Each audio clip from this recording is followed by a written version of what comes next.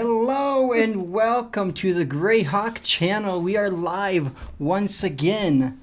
My name is Winged Horizon, and I almost forgot my own name. It's been a day, huh? My name is Winged Horizon, and we are back with the Hidden Shrine of Tamoachan. This is our third episode. Is that right? I believe it's our third episode. Yeah, our third episode now. So let's go ahead and go around to say hello to all the people who are.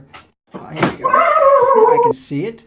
Let's go ahead and have all the people who are playing right now. Let's go ahead and have Callie. Callie, why don't you tell us who your character is? I'm just trying to talk over my dog. I am Spoon, the Zombie Slayer. I'm a mighty warrior. All right. And only marginally obnoxious. What race are you? I am a kobold. The only bearded kobold you will ever see, people. It's true facts. It's possible that he has found the what would it be? He has found the belt of the belt of dwarvenkind, perhaps. That's how you got the beard, perhaps. I don't know. I'll take it. That gives a lot of benefits that I would love. I'm totally not kidding. You are already insanely no. All right. What? Resistance to poison, plus Let's jump over to our Ella. Hello. I'm playing Ella Quilltip, and she's a wizard and also a PhD student and a librarian. And she's a gnome. All right, excellent. So our wizard gnome, and then we have. It looks like we have Magron. Magron, why don't you go ahead and tell everybody who you are? I'm Magron Clayhammer, Dwarven Cleric of Foltis, bringer of light to dark places. Excellent. Okay, super. And who are you? Well, I mean, that question... In real life. Who are we all, really? I'm Marvelous. I am a meat popsicle. Okay. And let's go next to Star. My name's Brittany. I'm playing a character called Star Solstice, who is a Tabaxi monk of the Cobalt Soul. In real life, I am an all-around nerd. All right, excellent. And now we have Finwin. Hi, I'm Falcon. I'm playing Fenwin, who's a tiefling warlock who happens to do something with the history department at Grey University. Something. Don't worry about it. All right, excellent. And of course, as I mentioned before, I'm Winged Horizon, the DM, and I'm just trying to make their life a living hell. All right, so here we go. Let's get back to our story. So in our story last time, let's go ahead and do a little quick recap. Who would like to do the recap, or would you like me to do that recap for you?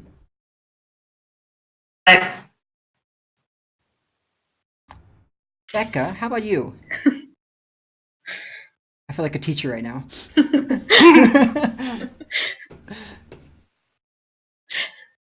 Becca, why don't you tell us what happened in our last episode? Do you remember what happened? Muted. You're muted. All right, I knew that, of course. Yes, last time we traveled further into the jungle. I remember we picked up some papayas, and then eventually we came across old ruins. And before we got to investigate them, Magron was very careful about not to step on them, and then Spoon decided to go around and check the area out. And I don't know, it happened really fast. We heard something and I thought, okay, we gotta run. But our very brave dwarf decided we're gonna wait here and we're gonna take a stand and fight those guys. And so we did. We did fight. I kind of forgot who they were. I think they were like six local people. Yeah, look, so except for Star, I don't think any of us understood them. But we managed to beat them in battle. You managed to And slaughter them. Like it was well, just yeah. bringing the cattle to slaughter. Really, it was sad. It was supposed to be overwhelming, and it really was underwhelming for you guys. You just If I totally. could whistle, I would do so nonchalantly. All right. So yeah, that's pretty much what happened. They came in. We forgot the most important part. Spoon ate a heart. Oh I did eat a heart. yes, and then Spoon finished the whole episode last time by eating one of their hearts to It was delicious. show Yeah, them. right after my grand wanted to prepare a funeral ritual for them, so just to treat them with respect, one of them got their heart eaten by Spoon. He has a different idea of respect. Alima! I didn't reach into his chest and pull it out. That would be incredible. Oh dear. And so, yeah, they trekked a little bit further on, and then the scene that you're looking at right now is what they are currently looking at themselves. They see this scene, and it's wow, it's there. They see the temple in all of its glory right in front of them through the jungle. They have just a little bit of a ways to go to get there. Not too long, not too much, but it is quite overgrown. Let's jump back into it. What would you all like to do? After the battle, Star kind of wandered off, so I'm just going to retcon and say he washed himself off in a puddle or a small stream, and he's been kind of quiet, very quiet. And how about you, Finwin? Fenwin, other than the fact there was the pretty death flowers, is like, there's the temple. There's things. We need to go. All right. And I'm Ella, unable to what's your hear her at impression? all. What's your impression, Ella? What? You see this view right in front of you. What's your impression? What do you do? I think I'm still a little bit overwhelmed by my first real fight, and then it just hits me. Oh my, we are there? That's it? We're really there? That's where it all is? Seriously? Oh my god, okay, I get my notebook ready and I'm like, get my pen ready and okay. Now the actual fun starts, guys. It's happening. Are there going to be more hearts? Now it's midday, so you still have plenty of sunshine. You've been going for about half the day since the time you woke up, and you encountered the indigenous people trying to run after you, and then you, of course, slaughtered them. You saw the ruins, and you went further in, and now you are here at this looks like what a temple is, and you saw, as I mentioned before, kind of like almost like a roadway, but it's like almost like a groove instead, filled with underbrush and stuff like that. Um, you see that there are some trails that have been well tread, but they're hard to see unless you have a discerning eye, which some of you do have. Some of you have seen it. I believe it was the Spoon and who else saw it? I think it was Spoon, Magran, and Solus that saw it. DM, would I know if it's bad luck to pick any of those holy flowers that we found? Well, right now you don't see them. They're not. The flowers aren't blooming there. They're on the ground, leading to the temple. Okay. So they're already plucked. Okay. Margaret is going to say to the group, we should continue on. Get there before nightfall. Star, you scout ahead and look for traps. The rest of you fall in line. If any of you seen Day of the Dead celebrations or like those big monuments where people like lay down those orange flowers and stuff, it's exactly like that. Okay, gotcha. All right, I start drinking south of the border beer then. I mean, that's what happens Day of the Dead, right? It's Corona. Cerveza. Mm. Okay, and so No, jokes aside. Continue on. you continue on, and I make the jokes here. as you continue on, we're gonna have some fighting, fight. As you continue on, you come up to this spot. Ooh. Let's go ahead here. I see only darkness. I see only dark. darkness. All right. Cast magic missile. Need to move your Here's my token. You should friend. be able to find it. I want you to put your tokens onto it. Can you see it? Token. Yes, I can see it. Okay, great. There we Where go. am I supposed to be looking? So you should probably put your token. Let me go ahead and get my view back to tokens. All right, we have lots of view. Okay. All right, go ahead and probably put your characters out off of the temple because you haven't climbed the temple yet. I think. Okay, so Kat, where you are we have- at? Like I over think this you way? have fog. I think you have fog of war up. Yeah, because only I have can't see darkness as anything. well. I only see darkness. I think you need to click your those little bar in the top right hand corner. You should be able to zoom out. No, I know I did. The entire thing is still black for me. Yeah. Oh, that's strange. Let's see. How about now? Is it black? Still Yes. black for me. That's so strange. All right, give me one moment. I'm not sure what's going on here. Maybe there's some dynamic lighting things going on.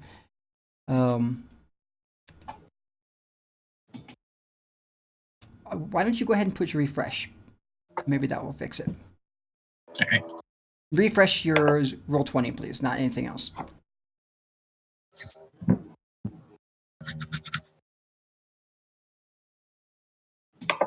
And now, what do you see? For me, it's still black. Yeah, mine is still black. Yeah, sorry. So is mine. Is everything fixed? Yep.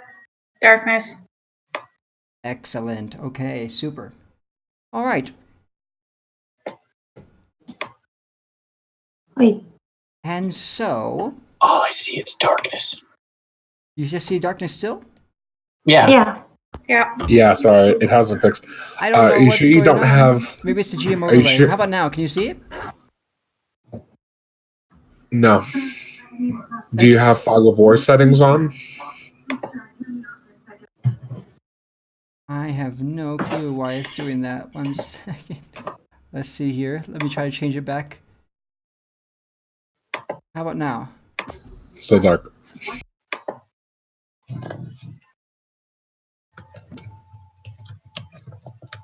Still dark?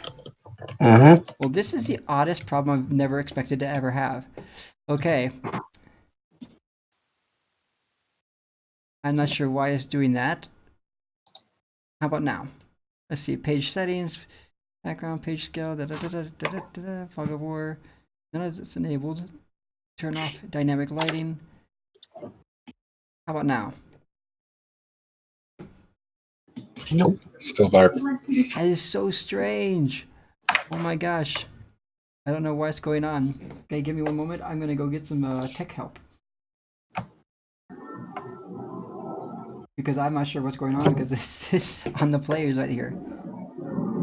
I can see it. Everybody Yeah, else can see it. on the Twitch, people on the Twitch can see it, Yeah. but I can't. Oh, there it is. Yep. It's here. Yay! Woohoo! Cool. I guess I had to go from left to right with that little ribbon. I don't know what's going on with that thing. That's crazy. Okay. I think I had dynamic lighting on it. That might be why too.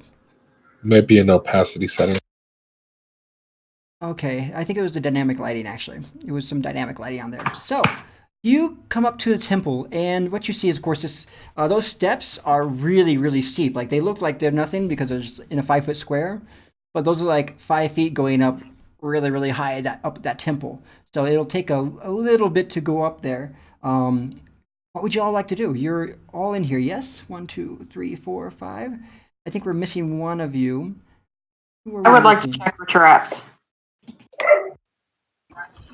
How long would it take to scale the steps? Like how far down are we? I think we're missing Magran. Magran, are you in there yet? No, I'm not. All right. He's leading from the rear. So you Getting? think it depends on if you try to run up. Have any of you been to any temples in like Mexico or anywhere like that? All right. Well, these No. temples are really. The one you saw, the picture that what that you saw there, it would probably take about 5 minutes actually to get up almost. It's actually they're quite steep. Now, if you want to run up, it could take like a minute.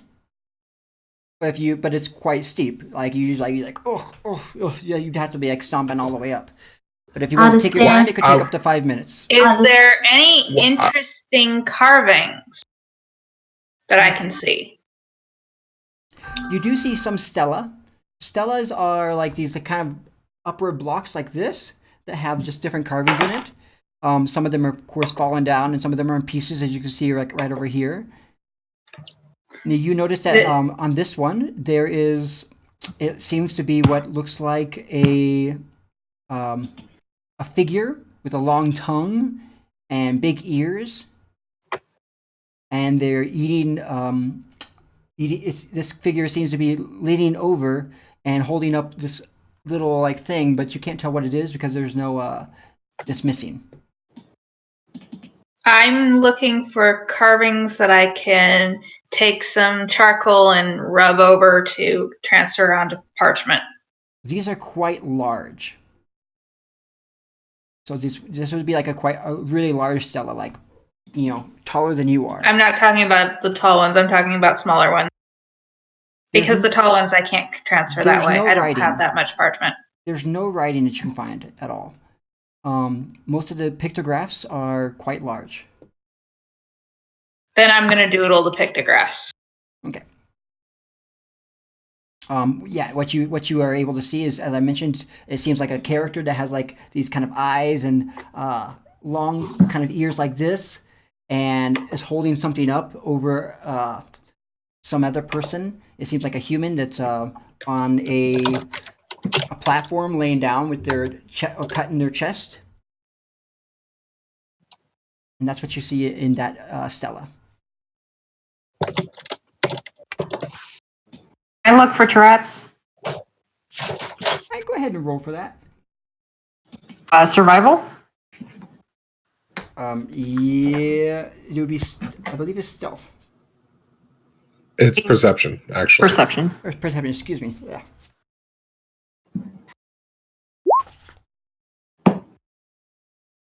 All right. So you're looking around and you're trying to find if you can find any kind of traps or anything like that. You don't see any traps actually. It seems like this place it's a temple. You do see that there's like flowers. Of course, you can't see it on this map, but there's flowers that seem to be leading up to the stairs, and then they stop. Like in this field of view right here, you can see that they've stopped, and it goes to this temple. And you can see that there are footpaths that head towards the temple, like a kind of a dry footpath where the grass hasn't grown because it's been walked on so much. Okay, well, Magran is going to slowly make his way in while checking the stone for any possible weak sections.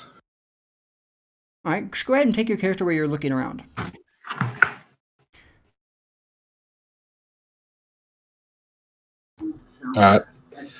You're just up to the stairs first. Okay, so as you're heading up there, you see that you don't actually see anything. You do hear, of course, jungle sounds. Actually, let me go ahead and get some music in here. Hey, let's see. Let's go here. It's a music.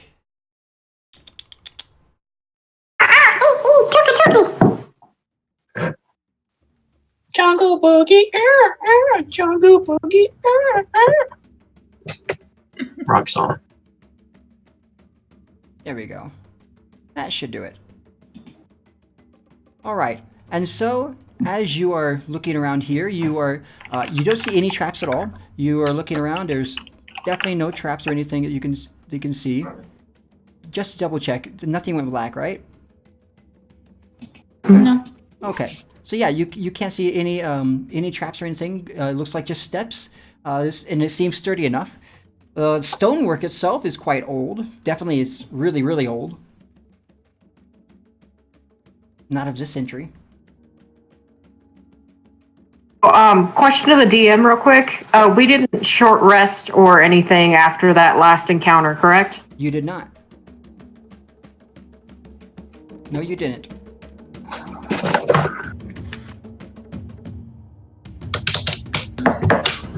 I will say, so, and I'll motion towards Ella and Fenwin. What are we here for? But just give me a minute times 10. Spoon, can you hold my bag just for a second? Can you watch me? And I pull out a lot of cards, and I like for 10 minutes, so I start doing it, go in a circle, repeating all kinds of incantation and formulas, and I'm like ritual casting, detect magic. All the magic I know, like going in a circle, and I try to ritual cast. Okay. So it's gonna take what, like 5 minutes, something like that? 10 minutes and a few seconds. Okay.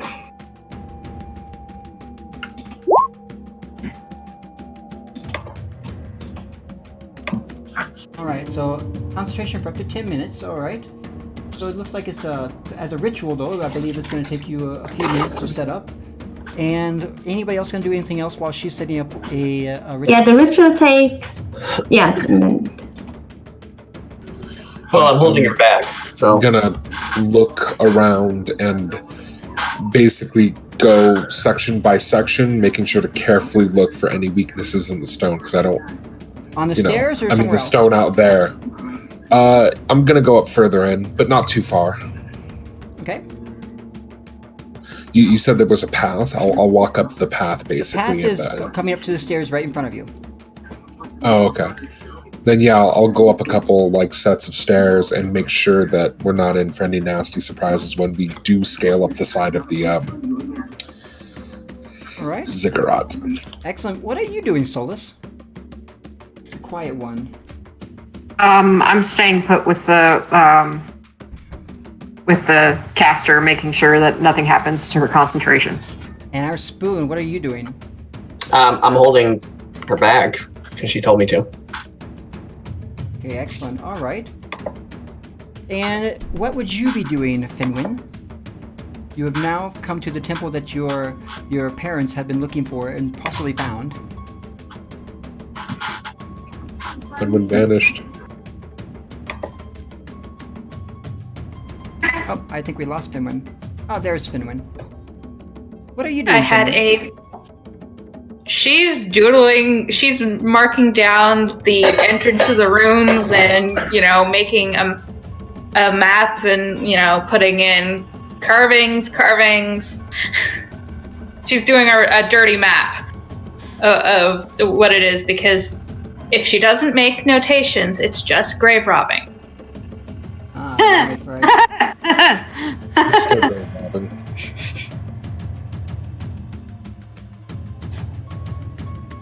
Alright, there we go. Let's get you guys back into right camera boxes.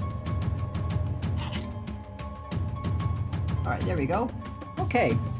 Alright, so you are making sketches of what you're seeing, drawing pictures of this lost temple, and we have Ella over here doing her searching around, trying to find what are you hoping to find? You want to detect magic, yes? Well, after I'm done with the ritual, okay, Spoon, thanks. I just can concentrate better when you're there, just like standing right behind me. Okay, all right. Now we have 10 minutes to find all the good magic stuff. So let's just run up there and check everything out right now. Star, you seem really fast. I don't know how high the stairs are, the steps, but we have to be really fast because it only holds up for 10 minutes. Not very efficient. Okay, you ready? Wait. Don't go too fast. Some of the stone might be like the stone out there. You have to talk faster. We only have 10 minutes. Yeah, you're actually having to shout down to her. Because You only have 10 minutes. You are up about 20 feet. Oh, we lost somebody again. Oh no. Looks like we lost Becca. Send them again. Don't ask me why. Oh, but we're still in the same. Why? Very excellent, cool. So yeah, you're shouting down from the top because you're about at least I think what it'd be 20 feet high. This is quite a steep incline right there. So you got to the top. You have no problem, of course, climbing up that. You're accustomed to physical endurance. You're quite endurance. You have a lot of endurance. Blah. And the rest of you now have, I guess Ella's saying she wants to go up. You do not see any. How long does it see? Let's see. Mission you sense a presence of magic within 30 feet of you. Yeah, you see no magic. Okay, so you have to go up there. Lead the way. Are the stairs low enough for us to just run up? Yeah, I mean, for the halflings, it would be like you probably like climb up a little, like pick yourself up each one. I mean, if you're a regular human size, you could just stomp up them. Really? I look at the cat and I go. Yeah, I go like high up them, pretty much. I'm not the proudest gnome when it comes to my athletics. I don't really like mind to, Star will take Ella under one arm and Spoon under the other. No, Yes! you don't have to carry me. I can climb just Just fine. enjoy it, Spoon. Just enjoy it. No. Okay. How's my drawing? Have you know? It's just Boromir carrying Merry and Pippin. I'm just doing it. And we're going upstairs. I think you should be done with your drawing, Finwin. All right. It wouldn't take you too long to sketch it up. I'm guessing you're a pretty good artist. Yeah. And it took about 5 All minutes right. for her to cast that ritual as well. Then I will blow on the ink, use a little bit of dirt to dry it, and then top it off to get it dry, roll it up, put it in, and follow everyone up. Once they've gotten to the top, basically whichever direction Ella wants to go is fine, but Magrin is going to make sure to stay 10 feet in front of them, checking the ground. He just wants to make sure we don't walk into like a cave-in or anything. All right. Well, what you see in front of you, as you come and go over the edge, it kind of blows your mind. Like what you see in front of you is this huge. It looks like it's an altar. An altar that has these almost wings that come to the side, and kind of it resembles a little bit what you saw in the stela, Finwin. It resembles a person with long ears, but the stela didn't seem to have wings on this one. This one has wings, and it's a centerpiece of this of the pillar, or of the of the altar. And behind it, you see that there's a large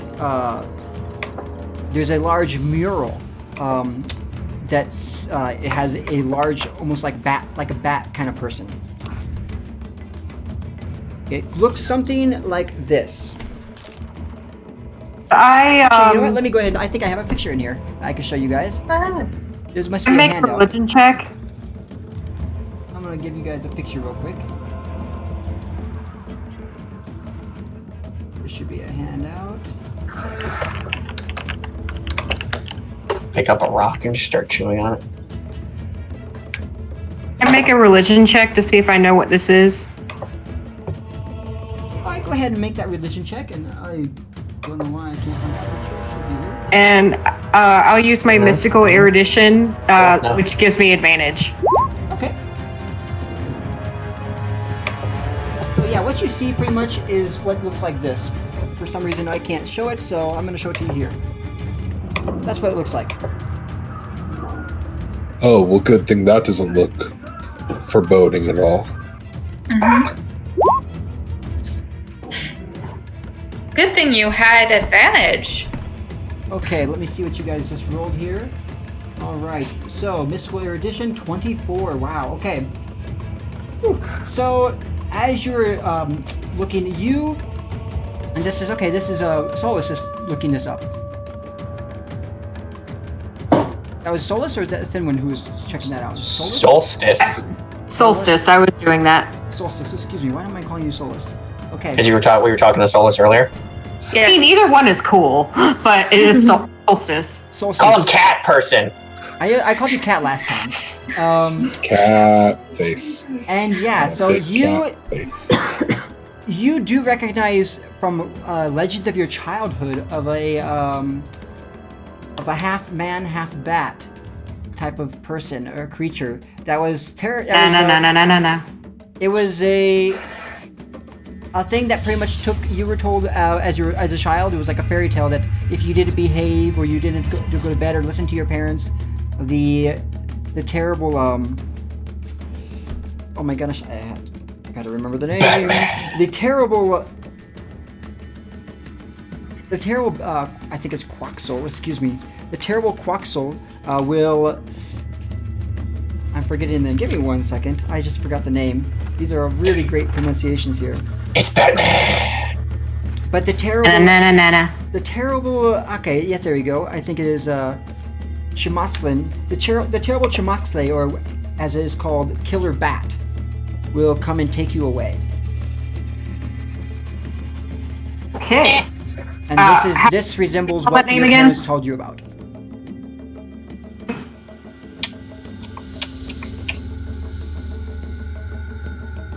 It's a bat. It's a bat. It's a bat. It's a bat. How do you spell that? How do I spell that? Oh, of course you're gonna ask me that. That is.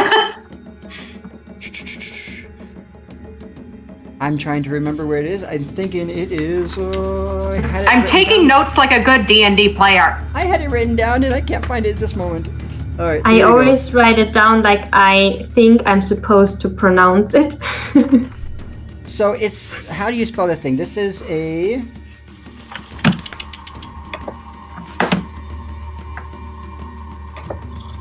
I'm just gonna. Okay, we're gonna call it the Kukulkan, which is probably not what it's actually called, but it's Kukulkan.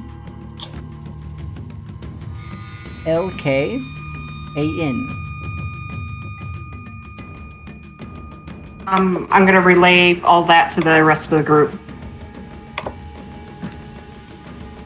Bat person. Got it. That's so interesting. Like, in every culture, they have this scary story they tell children so they come home before it gets dark. It's a giant bird or it's a giant something. Here it's a giant bat. So really, Ours were dwarves. Wow. Oh, wow. Maybe you should go to bed then.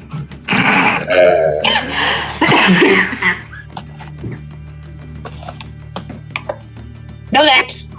You're not my type. So up on the top, you see, there's lots of things that have fallen down. The bas relief of a giant bat thing, which is 9 feet tall with a wingspan of 20 feet, is in front of you. Is in front of this altar, which is carved to show like it represents a mass of squirming rats, weasels, worms.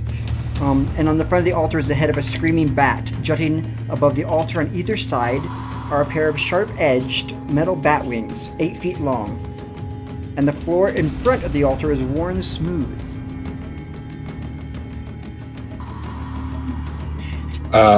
Mogren will approach and say, whoever's got them should take a pair of lockpicks to this. Check it for any sort of surprises.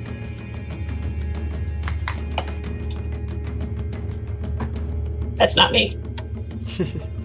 I shoot things. Mogren's gonna look around, see that no one's saying anything, and say, does no one here have lockpicks? No. I know how to pick a lock. That one. So what you're telling me is that in the time that you prepared for this expedition, the three of you and none of your teachers Which three? Like, none of the faculty at this university thought that in this ancient temple lost for centuries that there would not be a single locked chest or trapped door? I mean, aren't you there to just like kick in the doors? And the chest, we could just like take the whole chest. I mean, sometimes the chests are nice too. I think you should get your tuitions back. And in my, it was a scholarship. And in my defense, we really had very little time to plan. Like you basically teleported to us. So Can I attempt to pick the lock with my cat's claws? Well, you don't see any locks yet. Okay. You see no doors. You see nothing of the sort.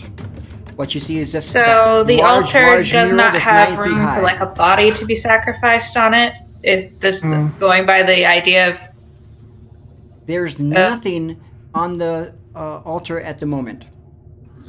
Magrin, I think you really sound like someone that knows his business, so maybe you should just what's over there? And I try to distract him and then run around the platform and just check if there's anything that my magic detects on. You're So gonna he run around this cannot- thing here? No, yeah, like as far as I can get. Okay, go ahead and take your Until he character and notices- show me where your character goes. Just Okay. move your token to where your character's at. No, I go like this, Hope you And then prepare for this. waterfall. and then this, and then this, like as far as I can go. Not just like the altar. I don't know how much. Just the whole area. Okay, so I would maybe start going this direction and then this, and just walk the outside. Seeing a lot of rubble, and so as Yeah. you step up here, so you're gonna step up here, right? You're not gonna be able to jump down here Okay. very well because there are some steps. So, Yeah, I would not walk, like I would walk over the little rubble, the small rubble, but I would take a path that gets me the farthest in total. So I can get really far and check a lot of the platform before he. Are you I gonna don't come up know. the south side or the north side of the altar area? And the south side. So you're gonna run up this side over here? Yes. Okay. Because it looks a little bit more rubble clear. So you run up there quickly. Are you gonna go and are you gonna try to get closer to the altar or the mural or anything like that? I just want to make it so that the 30, like the area of my spell, of my detect magic, can get as much as possible in its area. So I don't have to go to the like very end of it. Do you know what I mean? Okay, so you're right where you are there in the picture, in the map. Yeah. All right, so Like yeah, this, and then you go probably up. I You would didn't go see over anything. here. You saw a lot of rubble around. It's definitely it's been around for a while, and probably earthquakes and everything else has had it fallen down. You see that there's more stelas up here, more pillars depicting different things from. You could tell if you're paying attention. You can see that some of them are undiscernible because they're just worn by the weather. Other ones are, you can see that, okay, some of them show like a moon. Different sequences of the moon. There's another one that all of them show a bit of the moon. And so, and you also notice that in the pillars, or in these pillars here, that some of them of course show that show sacrificial type of things, show symbols. You can see one that shows definitely shows a heart, Okay.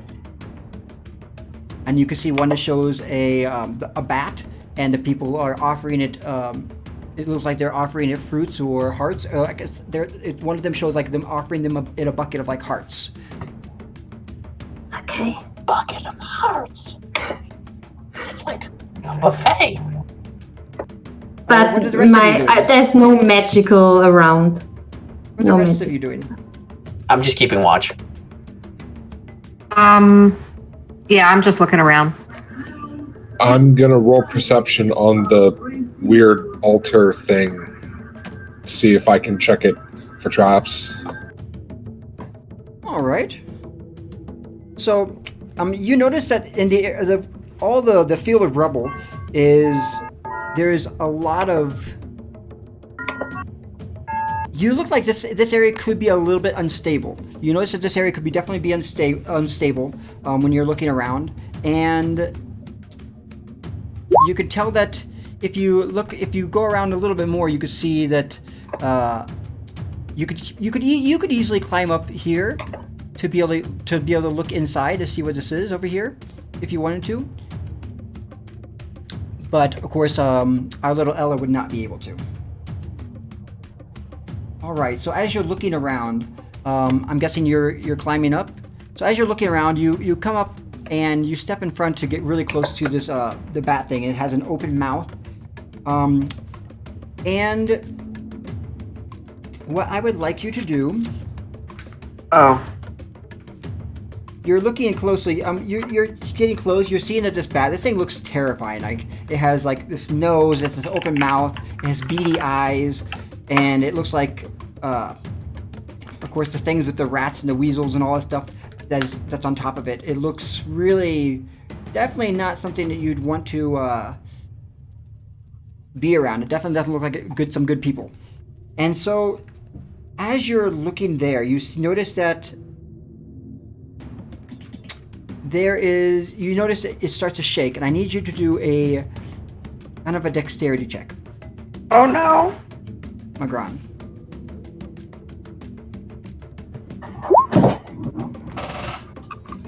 So you tell everybody, okay, please be careful. Please be careful. And as you're getting closer, you notice that the ground below you just almost starts to crumble. It's getting really bad, and then you kind of like just fall.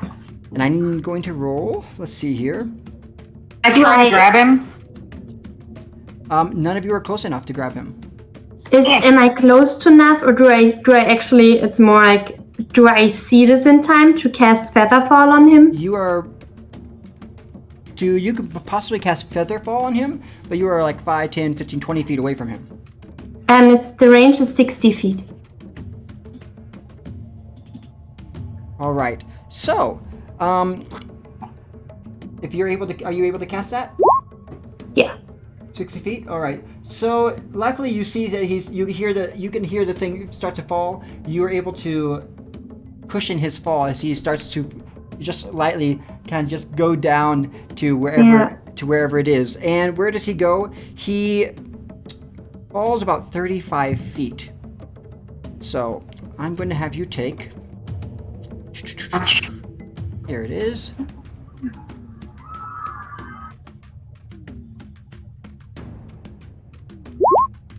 $14 bludgeoning damage as you. Actually, you're not going to take that. Excuse me, because you're not falling. What am I thinking? Right, Featherfall.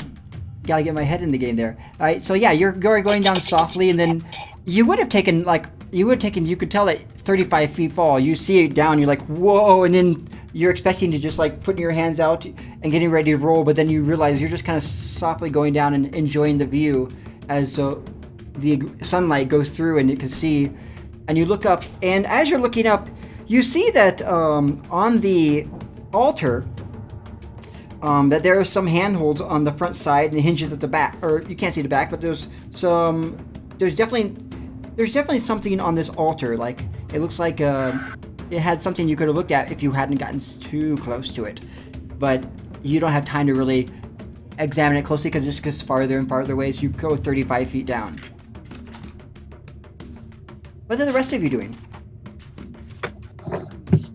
I just imagined Ella. Like, I think the only reason why she was paying attention to Macron, because she was expecting to get scolded any second, and then she just heard him falling through the floor and was, oh my god. And yeah. So he's down there now. Pulling out a rope with a grappling hook on it. Good job finding traps! Right, one for one! When you are, when you fall in, you notice that you go to a room that has what seems like a moon or a sun in the middle.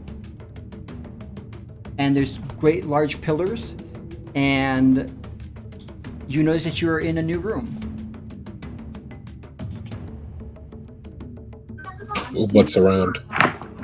So you're going to continue, you're just going down like 35 feet. It's going to take you a little bit. So everybody else, are you just running up, grabbing a rope and throwing it down to him? Yeah, that's what I was looking for, to see if I had anything in my inventory, but I don't see any of the... So that I must not have written down that I had a pack of some sort. I'm guessing most of you would probably have rope. I do. If you have an explorer's pack, you will have rope. Okay. All right, so I'm guessing you go up here. Are you going to climb up the side here, or are you going to go up the steps? I'll go up the steps.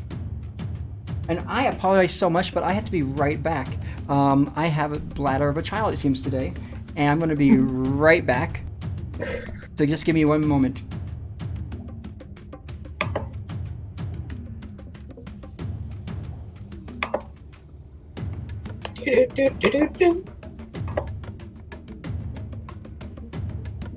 Are you peeing yet?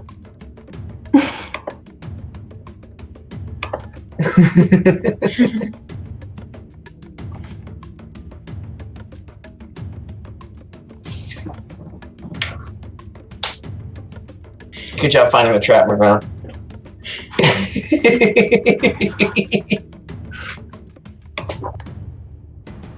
Claire confirmed, checking for traps.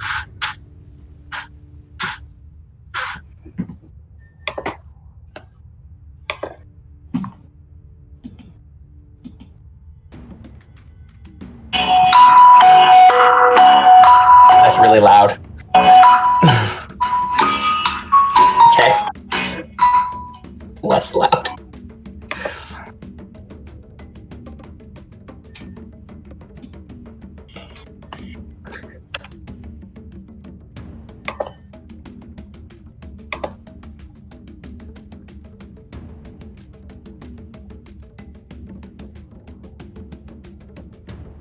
Alright, sorry about that.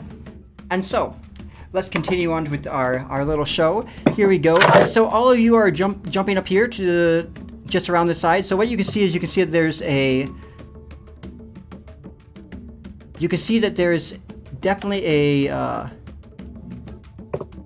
area where he fell in. And so as you look down, you can, if you want to, you can try to throw a rope down there. You can try to tie it to something. I'll throw a rope down and, I don't trust tying it to the altar. Maybe we'll just pull him up. Okay. Would you like to take the rope and come back up, or would you like to stay down there, Magran? Well, first I'd like to take a quick look around to see my surroundings. I have dark vision, so Okay. the lack of light should be... This is what you see.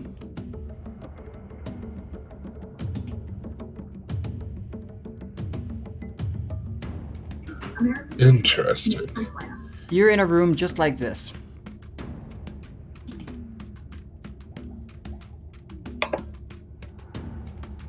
Huh. So, and Where there's am I in this? And you're pretty much like right here, or I'm guessing, no, you probably come down to like right here, actually. And this actual map should be turned sideways. I'm not sure how I can do that, but maybe I can do it real quick. No, I can't. So yeah, it should be actually sideways. So what would be? Can you put my token on this map so I can know where I am? Because I didn't see your ping. If you did. Sure. Let me go ahead and get your token. So you would be right here.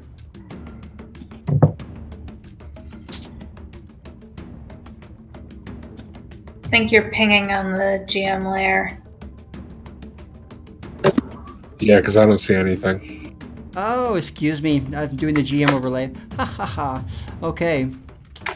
You would be right here. Okay, thanks. I'm gonna call up. I'm gonna have a look around first while I'm down here. Well, I mean, there are all those conveniently lit braziers. Alright, so as you're looking around in there, what is everybody else going to do? Is my detect magic still up, or are the 10 minutes over by now?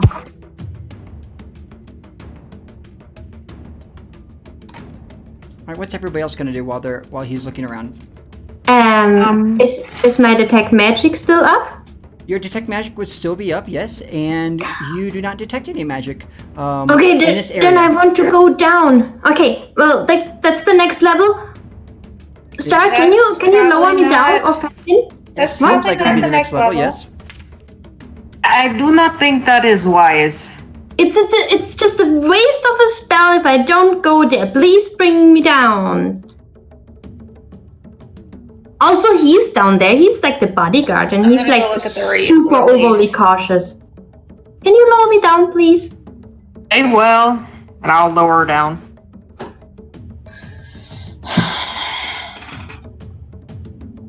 Hey, McGran, I'm coming. What is Finwin doing? She's looking at the relief over here.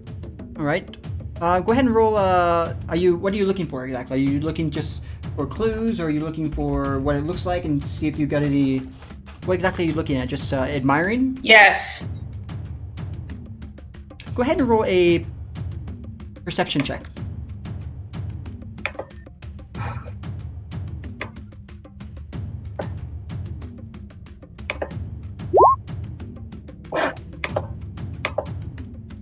Oh, a natural 20. Okay. So yeah, as you are looking around this this area here, you see the wreck, and suddenly you notice that there is on the. You notice that on part of the there's some seams that, like almost right in front of you. There's a seam of a door. You can feel the faint lines of a theme or a seam where it would be like I guess a gap. But it's hardly visible. You only know this because you were just brushing your hand alongside of it. You have.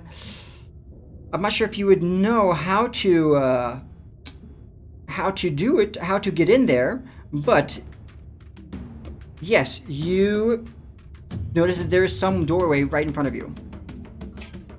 Found a doorway. Inside the door, of course, above you, you see that there's a large bat kind of figure, as I was showing you earlier, the one that's right behind this altar.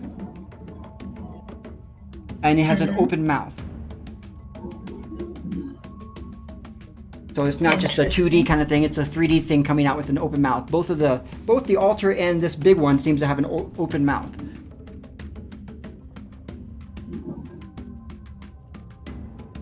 I'm guessing by now that our little elf gnome has gone all the way down. Is anybody else heading down while she's looking around this doorway? I'm waiting. Okay. So you see the doorway, but you have no idea how to get in. You'd have to you're not sure how to get in. It seems like it's a trap door or secret door, but there's no. You're looking for a lever of some kind of sort, but you don't see any obvious kind of lever. The only thing you see is like any kind of 2D thing at all, or 3D type of thing, and anything that comes out that would look like any kind of thing is a giant bat's mouth. That's about. I pull on the high. jaw. Okay, you pull on the jaw. So you pull on the jaw and nothing seems to happen.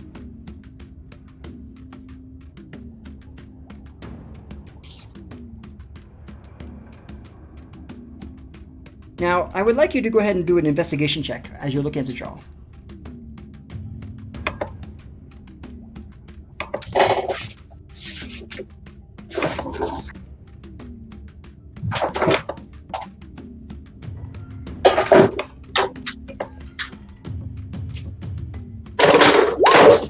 Okay, so you noticed that there is some kind of like latch.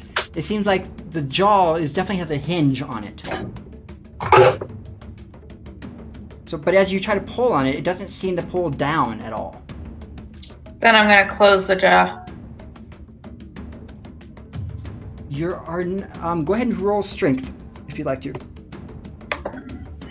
This is not gonna go well for me.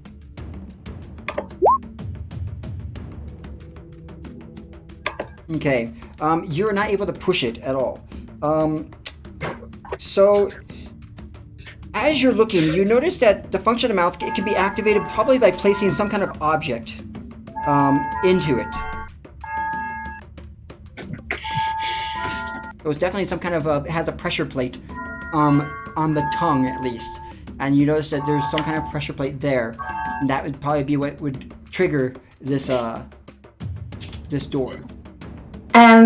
when Ella's getting lower down, did she see Fenwin studying the bed thing, the You door? were already so focused on getting down there that you were not really paying attention to anybody else. Alright, so I can't help with that. No.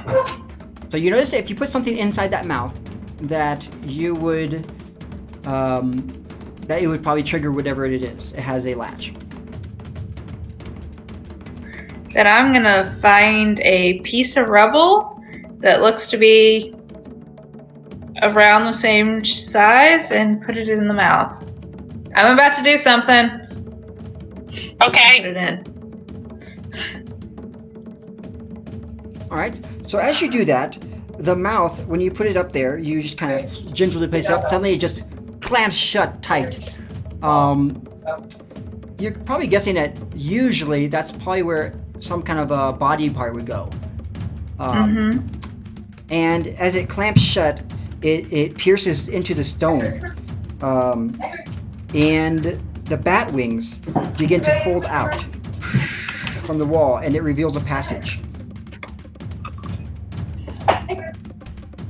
And the passage is going down into darkness. So I see some stairs, right? Yes, they are. There's a passage with stairs going down into the darkness. Well, I found some stairs. Nice. I'm gonna toss the stone down. Oh. So I go grab a stone and I'm gonna toss it down the stairs. I'm trying to see if it gets down to the same area where they are. All right. So as you said, you're going to toss a stone. You toss the stone down as you just and it goes down, and it seems to just go down the stairs. It seems to go around, but it kind of goes down and then it comes around like you can see it turns somewhere. But you're not sure where. They don't hear anything. All right. This does not get us into the same room they are. In their room, what they see is they do see like stairs that go up to a doorway, but it seems like a door, but it's just a blank wall.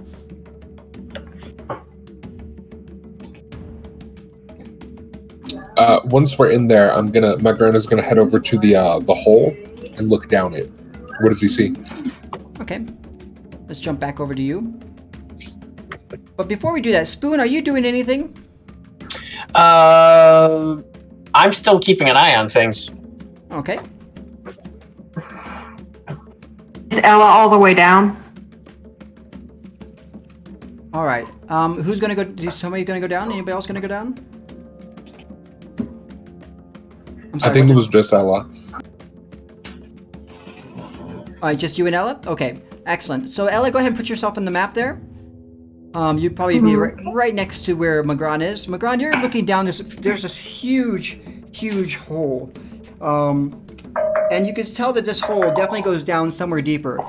Now, you also notice that there along the walls there are a bunch of like reliefs, almost like dioramas of little creatures, figures, stuff like that, all around the corners here.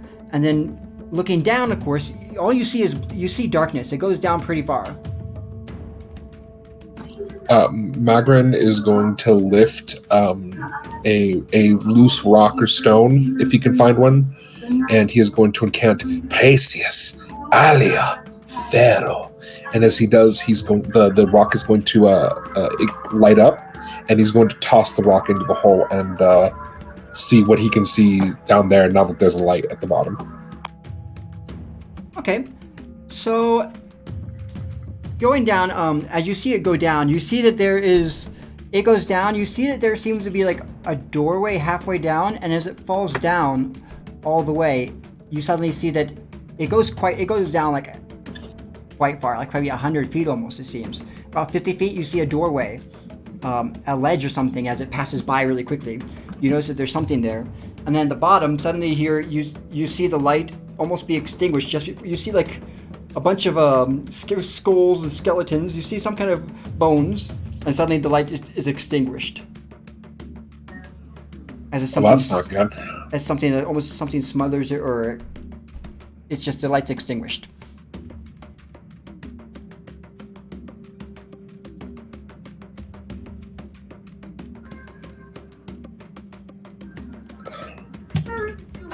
are you doing, Ella? I assume nothing magical is getting picked up by my detection spell, right? Alright, so you don't notice any, from what you can tell right there, from now, you don't notice any magic, so to speak. Except you notice that, looking around, there is some kind of, it seems like some of the diorama pieces look like they could have some kind of magic on them. What kind of magic? So the spell should tell me the school of magic. Transmutation or... I believe it would be, what did I call it? It would be illusion. Ooh. I want to go up there and study it. Just look at it. I rolled to disbelieve. And want to investigate that a little bit. Okay. So as you come over, I'm guessing you're going to go over here.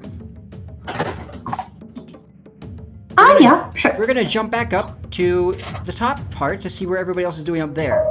We are splitting the party right now, so I want to make sure everybody's still here. So, guys, what are you guys going to be doing? You see a... Oops, I need to change the map for everybody else. You see that there's a doorway that has opened up here. That goes down and curves to the left. Upon seeing that, Star is going to go over here and motion for the rest of the party to go down the stairs. It doesn't go down to where they are. Might be like an adjacent room, though. True. Is it dark in there? It's quite dark, yes. I'll scout I don't ahead. So I will move around and head down the stairs. I'll actually, like, before I take a step, each step I'll, like, clack my bow on the ground. All right. Like, each step, before Are I you step on it, going down essentially. with a candle or a torch? No, I have dark vision. Okay, so everything seems, it gets narrow and narrow, and as you go down, you come up to almost like a flat wall, but you do notice that there is what looks like to be, yeah, it looks like there's if you're doing an investigation check, you would... Yeah, I can do that. Go ahead and do that. Yes, you notice that there is a lever, or almost like a kind of a indentation you can push. Okay. There's a lever! I'm gonna push it! I don't know what's gonna happen.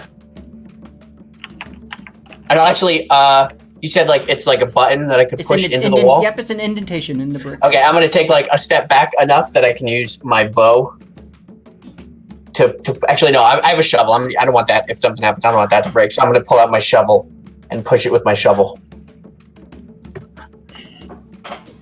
Okay, so as you are you push it, you notice that it seems to be very dry. You're not able to actually push it in. It seems to be really super dry.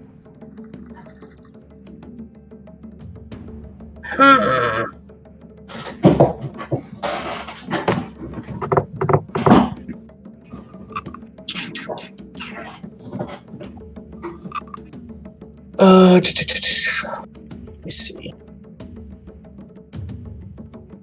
Everything okay down there? Yeah, everything's fine. I'm figuring stuff out. Give me a second. I'll leave it to the kobold.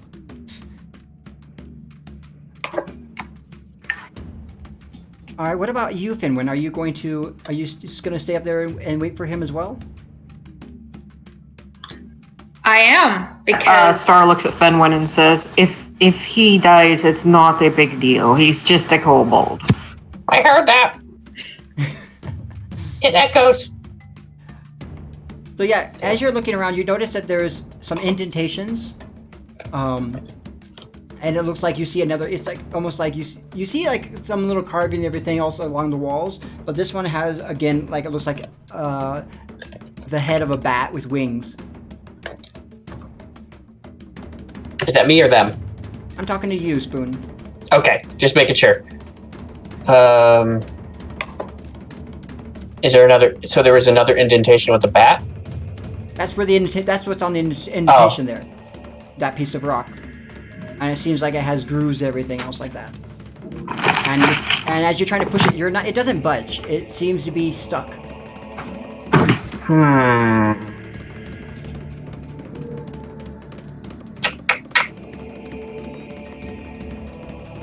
Would you like to try force it in? You could try a strength check if you'd like to try to jam it. So I'm gonna pull the hammer out of my Dungeoneer pack, and I'm just gonna smash it. All right. Loud noise! Go ahead and roll that. You can roll if you want to do an attack, or you can roll roll attack. Okay. It's a D20 with strength. Yep.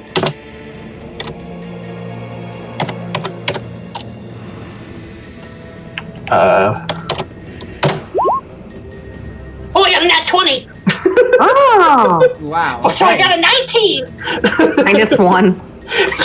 Wow. I have a okay. 9 strength. Well, you needed a 19 to do this, and yeah, you Nailed it! You slam it. You notice it goes in a little bit, and then you just start going like you slam it once. You notice it inch like maybe a centimeter, and you're like, oh, and then you just start going crazy on it, and it goes in, and suddenly the wall that's in front of you starts to go up. The door starts to inch up, and in the bottom room where Magron and Ella are, you notice that the wall there was a stepways the wall's going upwards, and you see little kobold feet underneath. Hair time! Actually, if they're using their dark vision, they don't see me. I'm invisible to dark vision. Because of my deep stalker ability. Isn't there light in the room because the brazier? You see some light from the roof as well, because there's a hole now that's shining light inside. So it is still in shadows, but yeah, it's just dim light. All right, but then it's not dark vision, so. But you'd be able to see. It's pretty much just some things are just heavier shadows than normal, but yeah, because the light coming in, it's midday, the sun's coming pretty much straight down. Magron is gonna take a python and a hammer and hammer it into the to an area right next to the top of the hole. And he has 50 feet of rope, so he's going to tie a rope around it, and he is going to tell the others there's a door halfway down there, or some sort of alcove. Might be worth checking out. Alright, so you're putting the baton here, or are you going up here? To the top of the stairs? Okay. Right there. Alright. And then... Up at the top, Spoon, so you see that the door is opening, and it's slowly grating open. It's going up roughly. It's not going up easily. It doesn't seem to be it seems to be almost like it has really rusty hinges. Uh-huh. What do you do? How high up is it now? About up to your waist. So, like, a foot? So, yeah, about, I guess, say 1 foot up to your waist, where the kobold would be, about a foot, yeah. Is there, like, is there a thing on the other side? Let's stick in my... Is there, like, a button down there? And you guys hear, everybody hears, or at least the two of them, Ella and Magron, suddenly you turn around as you hear this door opening, and then you hear the voice of, you don't see him, but you hear the voice of Spoon, on the other side of that doorway. The wall that seems to just be going up. Just give me 1 second. I just wanted to investigate those things right there. Well, then I can come and help. You're investigating something? Color me surprised. Is there like a button? Hey, McGraw, is there a button on the other side somewhere? Just one second. You're doing fine. I love you. Is there like a button? Because this is, I'm not super strong. Just 1 second. Trying to Almost done. pull something. And can Star go down and try and help the crazy little kobold with the door? Of course you Try can, to yeah. lift it. Yeah, if you go down there, you can go ahead and if you would like to use some strength check, you can see if you can lift it faster or higher. Okay. And you guys do notice that you can hear the voice of Ella coming through the doorway as well. So you hear it coming from 2 different directions. You do know that they're probably down there now. Okay, so how would I do that? Just D20. Oh, yep, just a D20 strength, or just a strength check. You just push strength. That's what I was doing. It didn't seem to work. On the word strength. Ah! There it is. All right, there you go. So yeah, you're easily able to just. I mean, you're a muscular. What? I always forget the name of this cat person. And you Tabaxi. Tabaxi, thank you. You just put your hand up, because I'm always playing Skyrim, so I know it's not the right word, so I've always... you just go up, put your hand underneath, and you lift it up. You're quite strong, and then you see that underneath them, you see like a huge sculpture of what seems like a man with his hands like this, and you see that there's a big hole in front of this person, or this statue. You see Ella looking at just like little dioramas and everything along the walls that also seem to have macabre decorations of skeletons. And yeah, that's what you see. You are now in the same room. Oh, this music came in right at the right time. DM, the word is macabre. I always thought it was macabre. Macabre. Sounds so weird. French origins, possibly? Yeah. Can I investigate Sure. the So illusion? I would like everybody, if you have come down the stairs, to put yourself on the top of the stairs here, who are coming down. You should all now be in the same room now.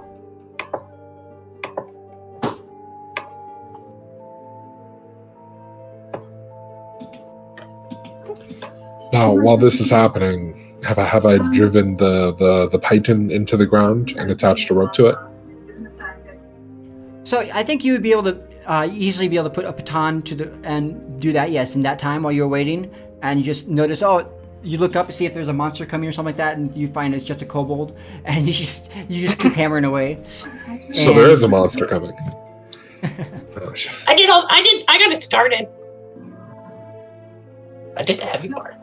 Once I have the rope attached, I'm going to tie the other end of the rope around myself, and then I'm going to start climbing down, and then every 10 feet down, I'm going to drive a python into the side of the wall and loop the rope around that. So, keep it as stable as possible, and if I fall off, at most I fall, 15-ish feet, and the rope's attached to me, so. Okay. All right, and I should have enough rope to reach that alcove that you described earlier. okay, excellent. Ella, you're looking at this diorama. You notice that, of course, there's some skeletons almost like some of them, it looks like they're in rest. Some of them are splayed out like this almost. You notice that they're in just different poses. What you notice in the alcoves here along the side, you notice that there's it looks like scenes of a life, which would have been like back in the, I guess back then. It looks like there's like dioramas of life, and you notice that there's definitely some kind of magic on this thing. As you saw, it was I believe it was illumination magic. Illusion, right? Or maybe it would be conjuration. Oh, okay. Yeah, conjuration actually.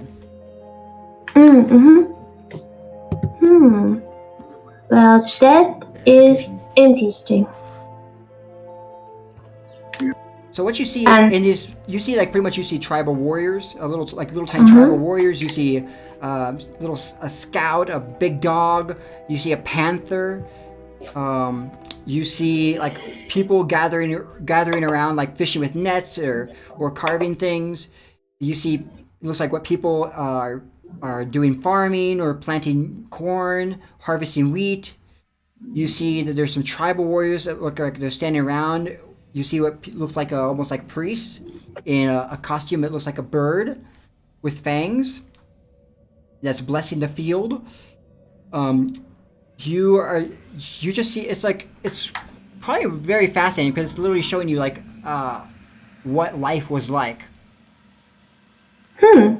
Well, that's cool. I'm making notes, and then after making notes for a few seconds, I remember that Spoon asked me for help, and I turn around and I see them already like all standing on the top of the stairs. So, oh, okay, so you managed. Well, that's great. Well, look at that. That's some kind of conjuration magic, and it's really interesting. The history Fenyon, you will like it. And Spoon, come here. It's really cool. It has some creepy skeletons.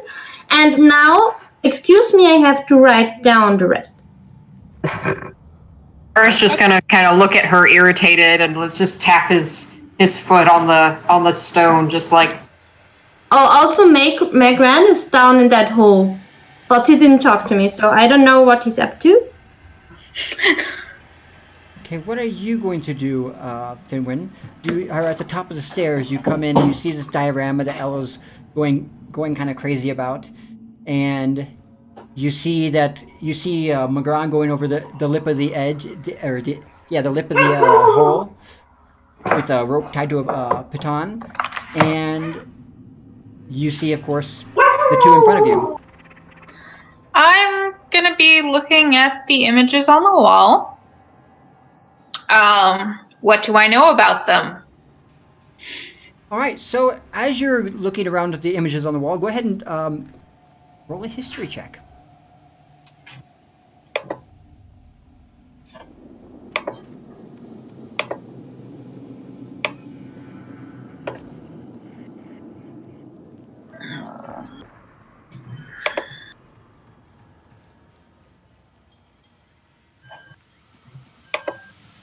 Okay, go ahead and click history.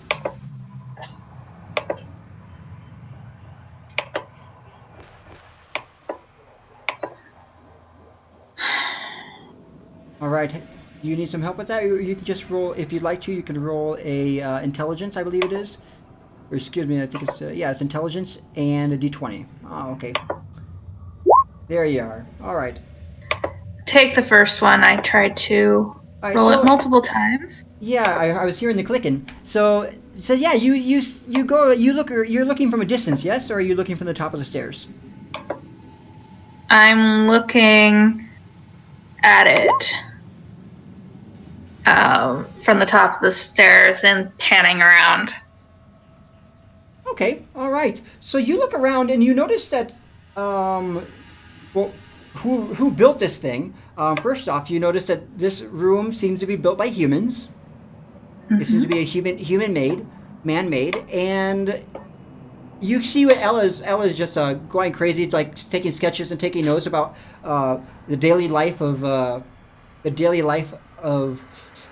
pretty much the inhabitants, the indigenous people that were in this Oman Empire. On the other side that she hasn't gotten to yet, you do notice that there are some what seems to be, it's a little bit different. It seems to be like a thing about, shows warfare. It shows about, you see 20 tribal warriors in combat. Now these things, they're not like 2D. They're actually like diorama, like little toys almost. And it's like somebody built these and built them out of like stone and intricately carved them out of stone. Like you probably haven't seen anything like this done by anybody except probably gnomes. It seems like it's very precise cutting. And there's like, you can see the tribal warriors. There's about 20 of them. Some of them are painted black, while other ones are painted red.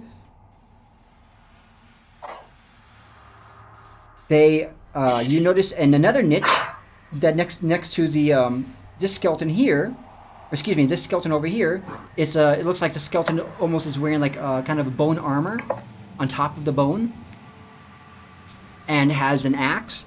And next to that one, you notice that it looks like the display of almost like a creation of a world. it shows statuettes, stylized and obviously non-human. They could be removed if you wanted to. You see that there's some kind of a god or some kind of, it's pretty much this man that's mixed with green feathers, long feathers, fangs, and you see another pictorial of another man that looks like he has wings, bat wings, and he is taking the heart of the people and raising it up to the serpent,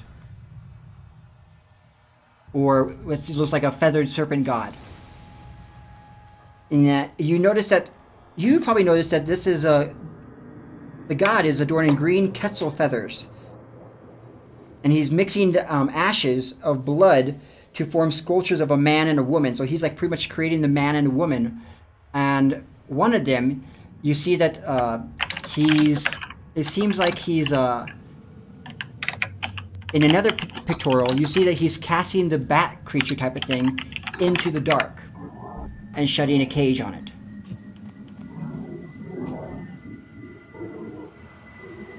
And it looks like this bat creature has been cursed, and it shows a depiction of men turning into or one man turning into bats.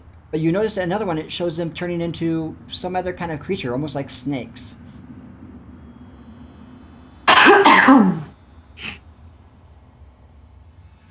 And that's what you see in this.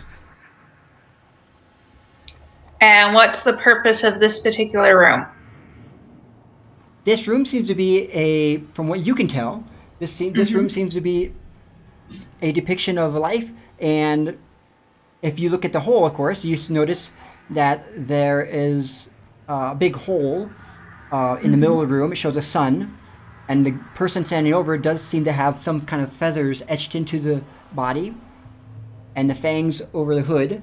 And so you would guess that this is possibly a depiction of the casting, the sacrifice. A sacrificial room, something where you would think it's probably something that has to do with sacrifice. Yes.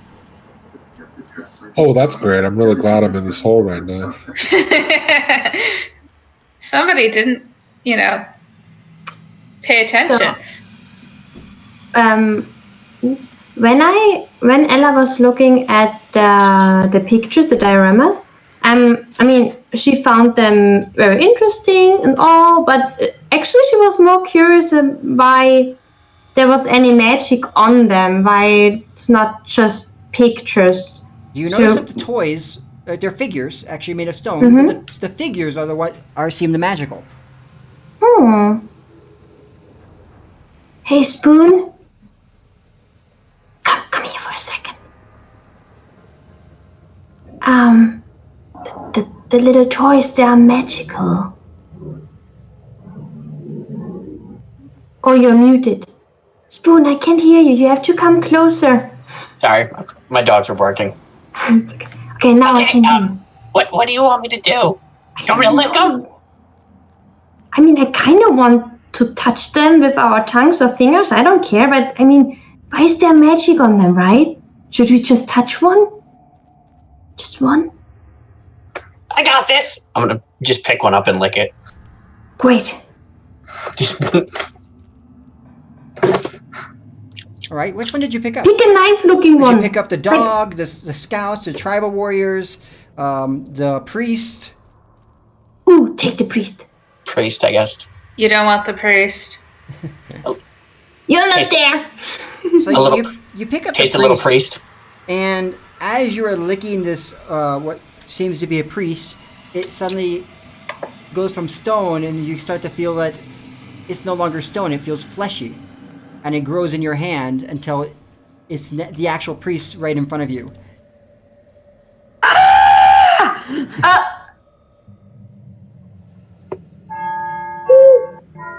All right, give me one moment. We're going to go ahead and get this back in here for you. I'm just going to show that. All right. And so, yeah, you see a priest.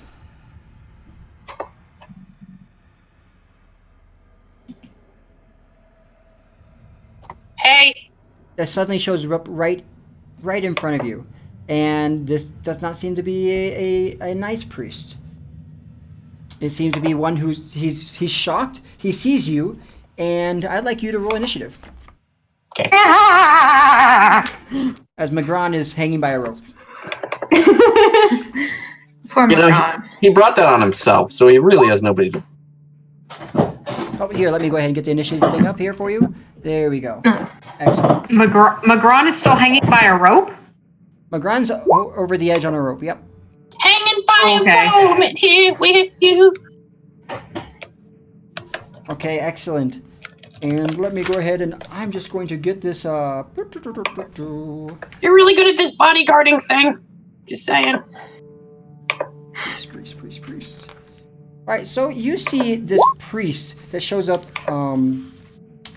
Like pretty much he's like right there in front of you. Just shows up, and I'm trying to find this guy. Where is he? Not Loth. Priest. That works.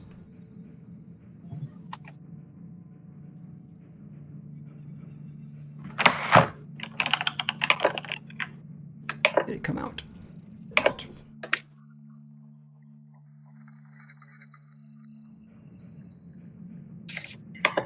Okay.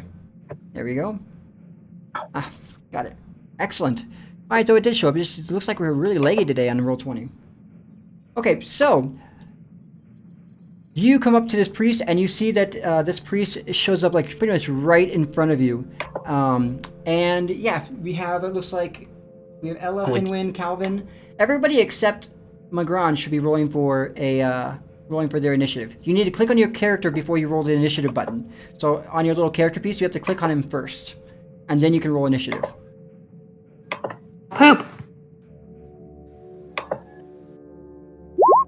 Do you want us all to re-roll?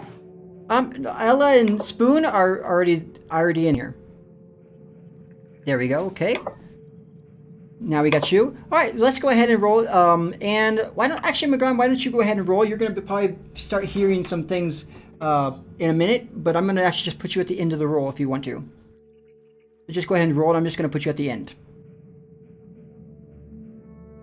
Magron or me?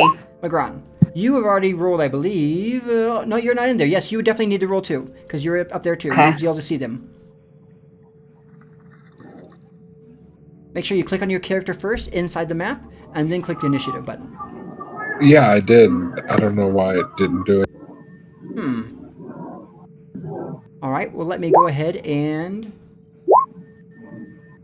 Oh, I got a better initiative. There you go. Yeehaw! There we got I you. did too. You're in here. Okay, there we go. 24. You're at the very top. So you are just observing everything. You were just observing everything from the... Well, where are you? Let's see. You are observing everything from across the way. You're kind of watching Magron go down. You're looking up at them playing with toys.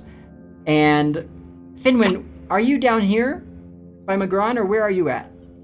I did not move. I stayed right where I was. Okay. And looked all the way around the room. Like a proper person would do if they were going into a dangerous tomb, yes. And so you are a survivor, obviously.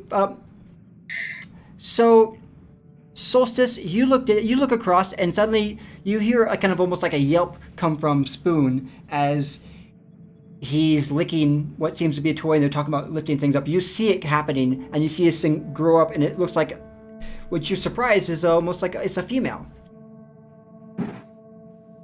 Okay, Star is gonna lean over as far as he can over the hole and just say, Magron, get your hairy butt up here!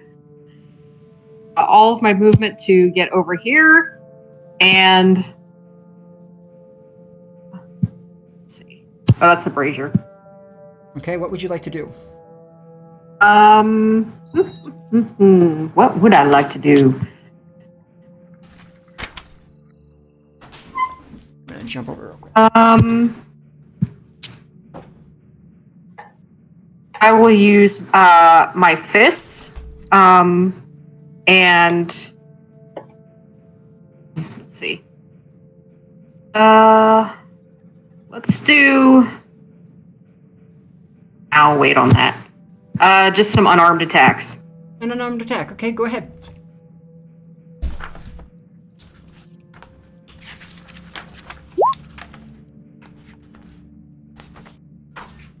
Okay, wow. Okay. So you definitely you see this thing coming up and you are not playing around. You strike it and you definitely hit it. Go ahead and roll your damage. Combo breaker. All right, 10 plus 2. Okay, excellent. So you do 12 points of damage. And is there anything else you'd like to do on your turn? Hmm.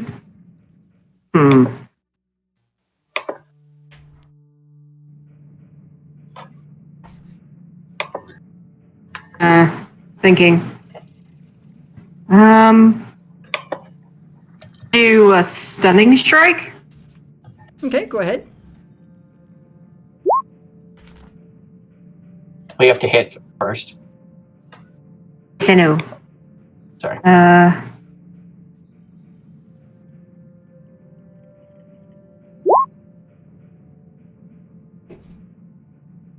hit.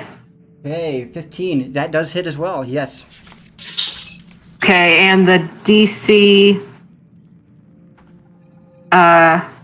Throw. Okay, so what did I need to roll? I need a DC of con? Yes, DC of. Hold on, I wrote it down. I believe I've saved. Okay, well, he's not stunned, but he's still going to take damage from the attack. Okay, so 7 plus, what do we have here? 7, so 12, so 19 points of damage. All right, 19 points of damage. Let me go ahead and get my trusty little calculator up here. All right, excellent. And yeah, you come up and you don't waste any time. You just like, you come in and just start clawing away at this this person that shows up right in front of this female who is wearing these priestly garbs and seems to have a almost like a feather plume over her head with the serpent, and she has no time to react until now.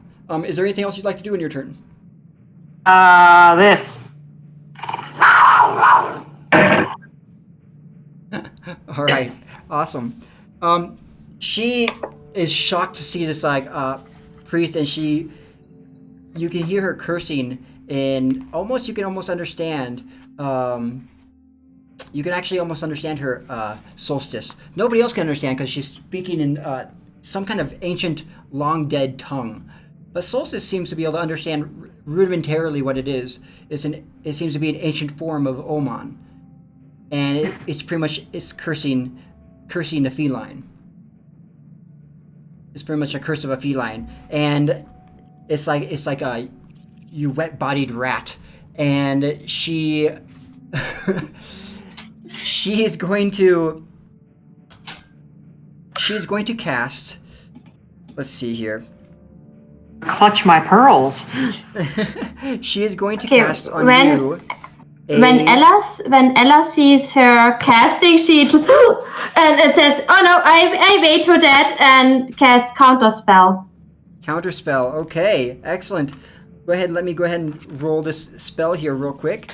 She is going to cast.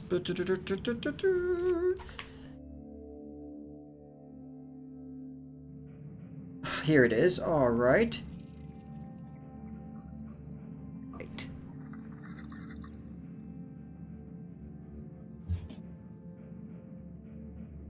Wish it would just let me do it. Oh, here it really would let me do it. Okay.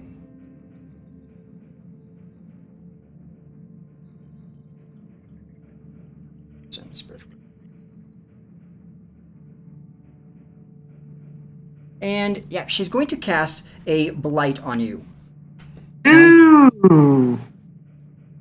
And I have to actually look it up because it's not in this character piece right here. So yeah, she tries to cast blight. Since Blight is a 4th level spell, that means Ella has to make a caster check to successfully counterspell it. Yes, she would Which have should to. be I forget exactly how you do that, but I know counterspell only automatically works if it's 3rd or lower. I know. It's just a d20 plus my spellcasting modifier. And then I think you have to beat like their level 10 plus the yeah, stealth level, so 14. Yeah. Dishonor I'm on just you. I'm just gonna Dishonor blow on you. here. So yeah, it's going to. I'm not sure why it's not letting me just roll it, but I'm going to. Dishonor on you. Dishonor on the cow. Maybe it'll do not. Ah, there it is. Excellent. Now I can do it. Well, Okay, so it casts this. You need to make a DC 13, but you do a. You need to roll. What do you roll? You rolled Yeah. 11. yeah. Okay, and Not enough. Mario, how did you say that worked? Because actually, I don't know how to. No, I have to the spell level, because it's higher than the third spell level, which is counter spell. I have to beat a 10 plus the spell level, so I have to beat a 14, which I didn't. All right, so that means, Solstice, you're going to take 28 necrotic damage. Oh, I am down. Unless, wait, doesn't Star get a Constitution save to cut that in half? You do get a Constitution save, I believe. Let's see here. You have a DC 13 to cut that in half. That's right, and I believe it's a 30-foot area. Yes. So I need I need the Spoon. You need to make it as well. So saving throw, yes. That would be correct. Yes. Nailed it. No, I didn't. Okay, both of you have failed, so you both take 28 necrotic damage. And suddenly, it seems like Please stop these dying. blights. It seems like rats and everything else that you saw above. Suddenly, you feel this. You see these rats, and you feel this scarabs and everything else start biting you, and you feel them all over your body. Doesn't Ella also need to make that save? I'm sorry, is Blight really it's an area spell? The range is 30, right? But it just hits one target, I think. Oh, I think you're right. I thought it was an area spell. Then never mind. Little Spoon, you're okay. But our Solstice, you take 28 necrotic damage.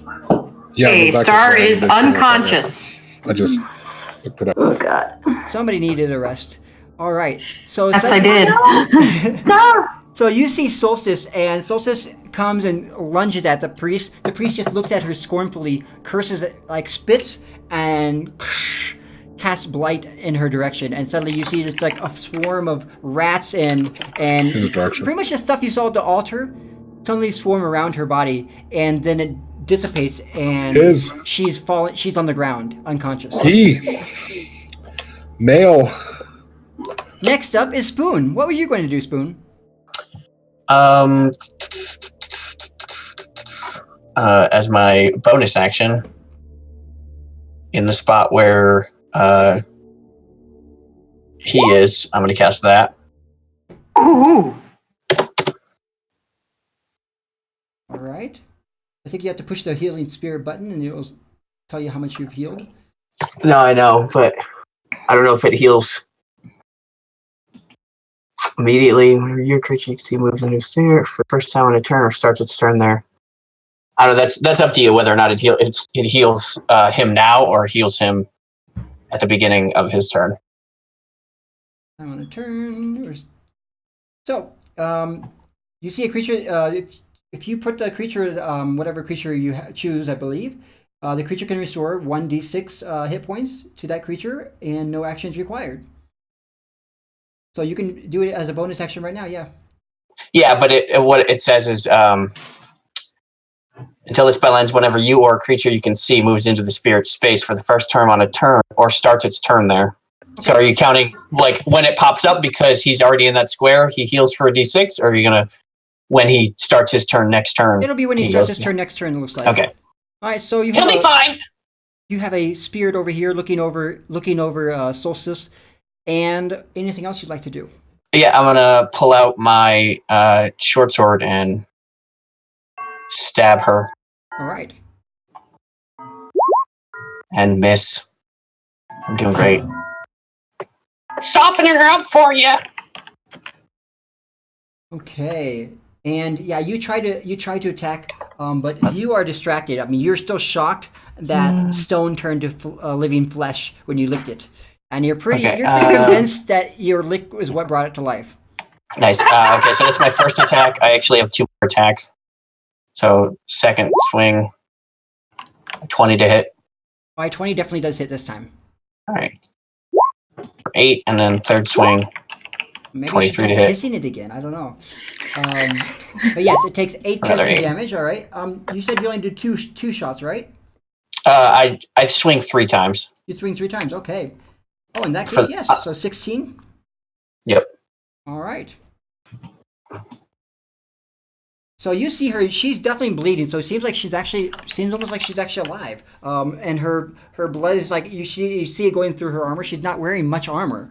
She's not wearing much at all. It seems she's wearing, of course, like a kind of a toga, whatever covers her lower bits, and she's wearing a ornate breast piece, pretty much that has like feathers all over it. Okay. And so she's not really armored at all, and you're just cutting and slicing into her bare skin. Stop beating up my cat friend! Finwin, you are looking down from above, and I am. You are seeing all this taking place. You see that as the kobold was licking this toy piece, suddenly it came to life and came to a fully formed thing that was much larger than the kobold itself. And it took out in one shot your cat friend, your tabaxi friend. And of course, So, Magron is still hanging. I am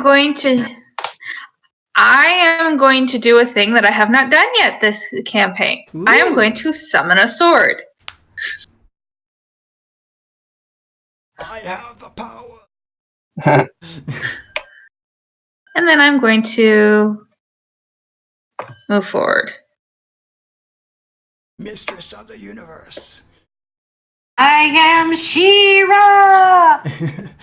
All right, and when you cast it, go ahead and click the button on your spell block. You go to your spell sheet, you should be able to click it, and it should be able to pop up into our screen so I can see what happens and see if it hits. Nothing happens. It casts an action for me to just summon it. Oh, okay. In that case, yeah, you see a little thing. Suddenly, this thing is here. Are you able to attack with it right now, or I think that's your only action? Yes, because you're not among That us. is my only action. I summoned my nice hexblade weapon. 50 feet It's in my down. hand. Magron has gotten to the doorway, just as he's starting to hear. He's starting to hear the. Growl. He hears the growl he hears pretty much a very upset cat, and he knows something is up. He can't really hear. He hears, of course, some people talking, like of course the kobold talking. But besides that, he knows something's up. But he's about 50 feet down now. He's been busy working. What would you like to do, Magron? So, did he hear the sounds of battle from above? You heard a very angry cat, which you would know would be the tabaxi. And a tabaxi usually only does that if it's fighting. Okay. Or being very aggressive. So I'm going to start moving back. Star shouted down at him to get up here, so... Yeah, that's true. Magron is going to start climbing up, but since he probably can't get all the way up in one turn. In fact, I think it'd take him 4 turns to get up. I think it'd take you 2 turns. Gonna, what's your speed? My speed is 25 feet, but you move half speed while climbing. Yeah. Okay. If you'd like to, you could try to dash up, but you have to risk falling in. Yeah, and also I wouldn't be able to take any action, so I'm going to move up 12 feet, I guess, is how much I'd get up. And then I am going to clutch my holy symbol, and I am going to cast a blessing, and I'm going to give a blessing to... Do you have to see the person you're blessing? No, I know roughly where they are. I know they're all up in the room, so I am going to cast a blessing on Spoon, Fenwin, and he doesn't know that Star is down, so he's going to cast one on Star as well. And as he does so, he's going to shout up, "Fenwin now, while the iron's hot!" And he is going to use his voice of authority. His voice of authority allows him, whenever he casts a spell that targets an ally, or a beneficial spell that targets an ally, they can use their reaction to immediately take an attack. But he has to choose which one it is, and it can only be one if it's a multi-target. All right, and you chose Finwin? Yes, so swing your sword. Now, do it. Go. Well, I'm not close enough, so... And it has to be a physical attack? that doing melee or Sorry, I thought you moved when you summoned your blade I as well. did, but I was at the top of the stairway, and I don't think I could get next to. That's why you saw her last, so you wouldn't know. But so she's able to make a movement. She could probably throw the sword if she wanted to. I think maybe you can also do a cantrip if you want to Eldritch Blast. I can absolutely Eldritch Blast. So it's enchanted sword of one hand, and suddenly, and you are shooting forward. And remember your plus D4 to the attack rolls because of Bless. Okay, nice. You should probably be able to click those bubbles, by the way. If there's a bubble over each of the information, you should be able to click that and it'll show up on the screen. Okay, go ahead and... Ooh, you definitely... You rolled a 7 plus 4, 7, 8, 9, 10, 11. So you rolled an 11. I think it's that first one was a D4. You need to put a dash over there. How do the... I need to do what? You need to put a backslash to be able to get that to roll. Backslash roll 1d4. There we go. All right, so yeah, you got a 4, 7, so that comes to 11. Unfortunately, That's not enough. it's not enough. No, you. But I get a second blast. All right, go ahead. You shoot one, and one of them goes wide and shoots over the fire. And the second one does what? The second one definitely does hit. That's plus 4 or plus 1d4. Go ahead and roll 1d4. I believe if it's 4, it'll be a natural 20. Yes. Yes. I don't think it works that way. The base one has to be a... Hey, if he wants to allow it to work that way. I am so great at the rules. I'm usually I love the rules. Well, I'm just trying to help. I'm like, no, I'm happy for you doing that for McGraw. Thank you. And let's go ahead. So yeah, you do 9 force damage, and the second one goes wide because you're just like, you suddenly feel yourself like, and you just feel this. You feel this invigoration go through you, and you can just feels like sparkling in your hand, and you know this is what you need to do. And you start launching. I'm guessing it would be almost like fireballs, right? You just like launching this energy, this forceful energy. It goes across the room. The first one, because you're just not ready for it, it goes so wide and hits over by the torch above the priest's head. The second one goes right over the head of the kobold and hits directly for 9 points of force damage. Very good. Now, it would be Ella's turn. Ella, this priest, this female priest, seems to be, she just knocked back a little bit, but she seems to be okay. The priestess? Or priestess, yes. Okay. Yeah, Spoon, your licking brought someone to life and also kind of killed Star. I don't know. Okay. And I pull out the ruler again and snap it in and say, okay, sister, and cast hold person on the priest. You're gonna cast hold person? Mm-hmm. All right. So that's a wisdom saving throw against 16. Okay.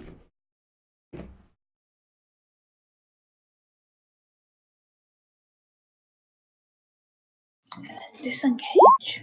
Okay. She does not save. And so it looks like she's going to be held now.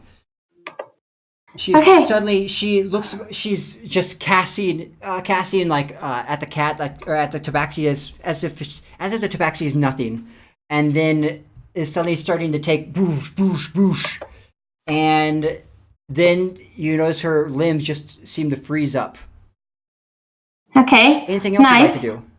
Yes, I want to walk over here, and so that's 10. Now I have 15 feet of movement left, and I want to see if I, with all my strength, can track Star one. Like it's actually 5 feet, 5 feet away, because I think that's all I can do with like dragging is half my speed, and I have 15 left, so it's like I want to just get her out of melee range in case the priestess wakes up again. So you are very small. I am very small and I'm very weak, but I'm still like, oh! And it's probably not moving at all, but I'm gonna try until it's my next turn. All right. So you're trying to lift up the tabaxi. Not lifting him up, just like dragging him on the floor a little bit away. Wouldn't that drag Star out of the healing spirit? Mm-hmm. Just putting that out there. Go ahead and roll The your gnome's strength. not strong enough to drag. Go ahead and roll your Yeah, strength. Do a strength check if you'd like to, unless you just want to do it for a show. Yeah, but it's true. I would see the healing spirit. It's already up there, but it's probably not. Yeah, I mean, Exactly as you described it. It happens exactly as you described it. yes, that's what I expected. You're pulling and you're just all your might, and you're like you just plop on your bum, pretty much. It just nothing happens. The tabaxi is a very hefty tabaxi, it seems, and it is now his turn. He's suddenly going to be healed 1d6. Uh-huh. Okay. I believe that happened at the beginning of the turn, correct? Yep. So you're at 3 points of healing. Yeah. That means you suddenly you see this, you feel this little tug on your shirt or on your hair almost, as this, and you look up and you see this that it's pretty much Ella's brought you back awake, like brought you back because you feel like it's tugging on your hair. She just brushed your shoulders off. You are currently lying prone. Are you okay? Did I pull too hard? Okay. I'll half my movement to get up, stand up from prone, and then I'm going to use my last key point for Step of the Wind and get the hell out of Dodge. All right, so you're running away. Yes, I will. Well, I'm just putting a little more distance between the two of us. That's why they hired you. Let's go over here. Awesome. All right, so you run over here to you just like run away. You're almost I guess you're a little bit like you're okay. I don't want to be around this thing anymore. And I have some tricks up my sleeve. Don't worry, I'm not totally bailing. You scatter across his wing. Is there anything else you could do in this turn? Points.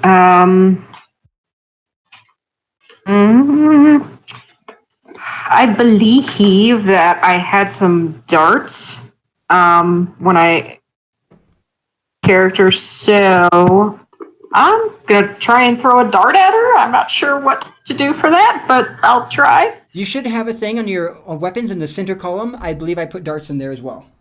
Okay, sweet. You should have one All for all of your weapons.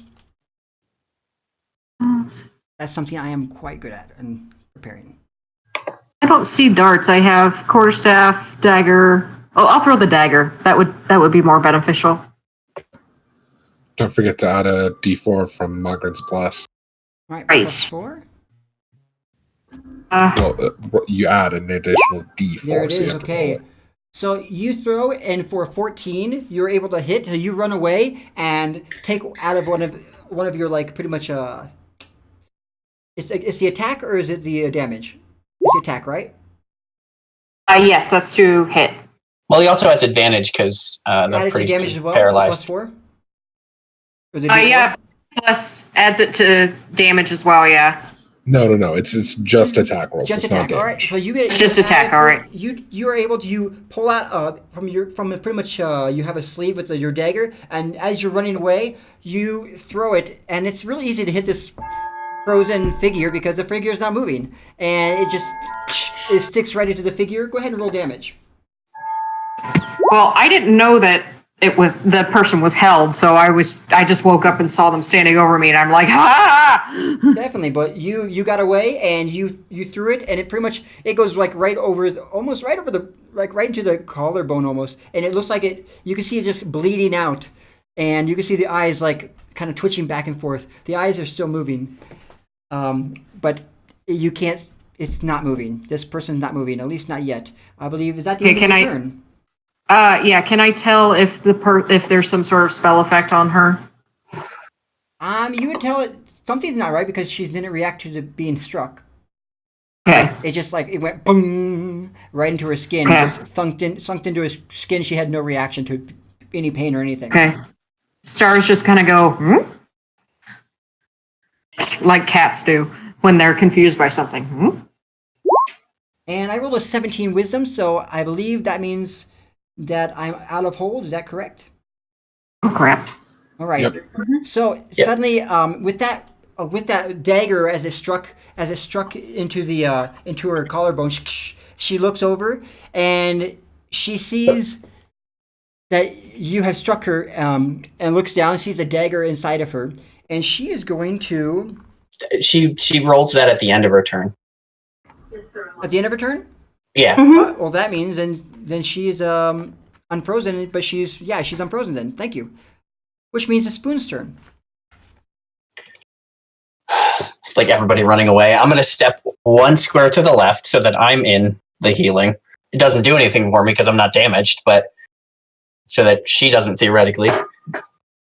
Mighty warriors, you guys are! And I'm going to pull out my other short sword, and then I'm going to, use my action to stab twice, and then my bonus action to stab with the other short sword. 3 hit points, Spoon. Count them. 3.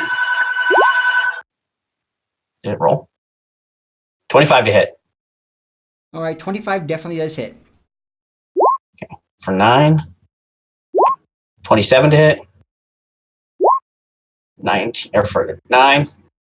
And then my offhand, 25. For only 2, because I don't have an offhand one yet. I can change it so that one is All right, offhand. how do you take you got her with the first 2 cleaves? So how would you like to describe what you do with this priest? Probably, because of how tall I am and how tall she is, I probably stab her in each of her arteries, in her legs. Just so you take out the Achilles, pretty much. Okay. No, the carotid arteries in the thighs. Okay. All right. Oh, That's really stab. painful. You hear she makes a surgical scream, precision. And she starts to scream. You lunge forward twice, cutting both of them. You cutting both of her legs, and she suddenly just collapses. And as she's collapsing, you bring your sword out and just let her fall into the sword by her neck. And so she starts to scream, and then it's cut short as her neck pretty much falls into the tip of your blade. And she won't be talking anymore. Oh, Star falls to his knees. Just Come back here into that healing thing. I'm so glad we hired you. And then I'm gonna move one over. Go stand in the thing. Do I see the healing thing they're talking about? Yeah, it's like this green. I'm gonna say it looks like a female kobold with wings, but hey, where's it at? Is it here? In the square you were in when you got dropped. So right there. Yeah. And what does that do exactly? Every round you heal a d6 essentially. Okay. And technically, if anybody else is injured, how it works is you can essentially just roll through it. So you can have a whole party walk through that square, like a conga line. Points yeah. So anybody else who's injured could theoretically, kind of walk through it as well until the spell wears out. Okay. I suggest we take a short rest. Yes, let's do that. Also, also just for so everyone knows that we did a very thorough investigation, and we came to the conclusion that it is not safe to lick the toys. So please refrain from licking them in the future. Our research has shown that. Okay. Yep. I shouldn't. There was a small print somewhere, but it's all gone now. But we read that, and then the priestess showed up, and but it's not safe to do that. Are you okay? Star's just gonna look at Spoon and just sigh very heavily. What? I took care of it, didn't I? One of us had to. The kobold is throwing shade at me. Yeah, it's pretty difficult considering how short I am. That means he likes you. I am so pleased. Maybe don't pick me up because I'm not as weak as you think. All right. I'm as weak as you think. Considering I hear them talking to each other, I assume the fight is over. I'm going to go back to what I was doing. You made it about pretty much 12 feet from the top. So you made it almost. You made it. I would say 2/4 of the way up. About halfway to the. No, I only got 12 feet up from the bottom. Okay. Oh yeah. So basically, all I have to do is do one move action back down. If you'd like to, yeah. I'm going to move back down. I'm going to move back down. What do I see down in that little area? So in the alcove, you see no light coming from the bottom where you throw that stone earlier. You do hear something that seems to be moving down below you, but you don't see anything.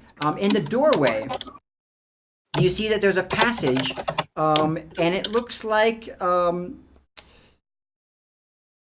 it's a stone wall is a quarter with it seems like there's the walls are carved to resemble a stack of bamboo-like logs, and the passage seems to slope down, downward. And you see that there's inside that wall. You see that there's some at the end of the passageway. There's some double doors, which look like they're resembling a forest of almost like it seems like a forest of seaweed. Upon noticing this, Magran is going to call up, I've found some sort of passageway down here. That is wonderful news. Very sarcastically. So I'm going to roll the 96 that's left for the spell. So if anybody who needs healing will heal that amount, essentially. All right, nice. Whoa. All right. Because it's a D6 per round, and there's Who's 9 more rounds of it. Area besides Magran, or aside from Magran?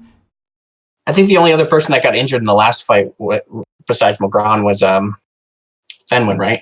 You got shot. In Star? You're muted. All right, so are you guys going to hold off too? Muted. I mean the 2 fights ago, I guess the fight with the warriors. I would probably roll through over or something. Yeah. For one round. All right, take a bath inside of the healing essence.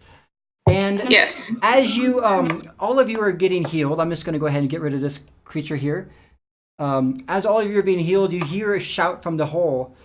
I found something. Is it the bottom? No, it's a set of doors. Okay, then come back up. We are having a break right now. Magran will climb back up, but he'll leave the rope down there for other people. So, but yeah, he'll climb up normally. Do you want an athletics check for that, or? Nah, I think you're fine. Once he gets back up, is everyone taking a short rest? I don't know. You all tell me. Where are you gonna rest? Are you gonna do any more investigations?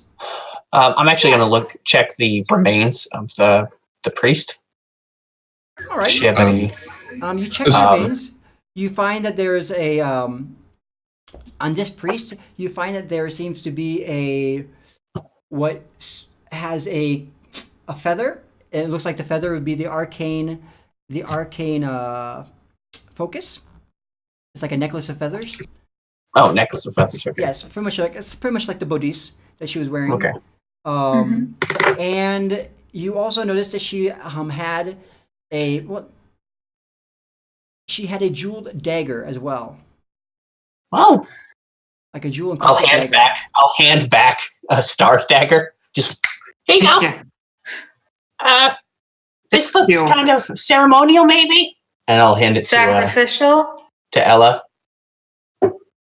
Ooh, I As can well as- identify that if you want. And the necklace. This seems maybe also religious or maybe magic. I don't know. How much are they worth? I don't know. I just kill things. Do you have any special skills to be able to identify that? Yeah, I have my identifying ritual. I bought the pearl with my. So I would do two things in my rest. I would use my arcane recovery. That is.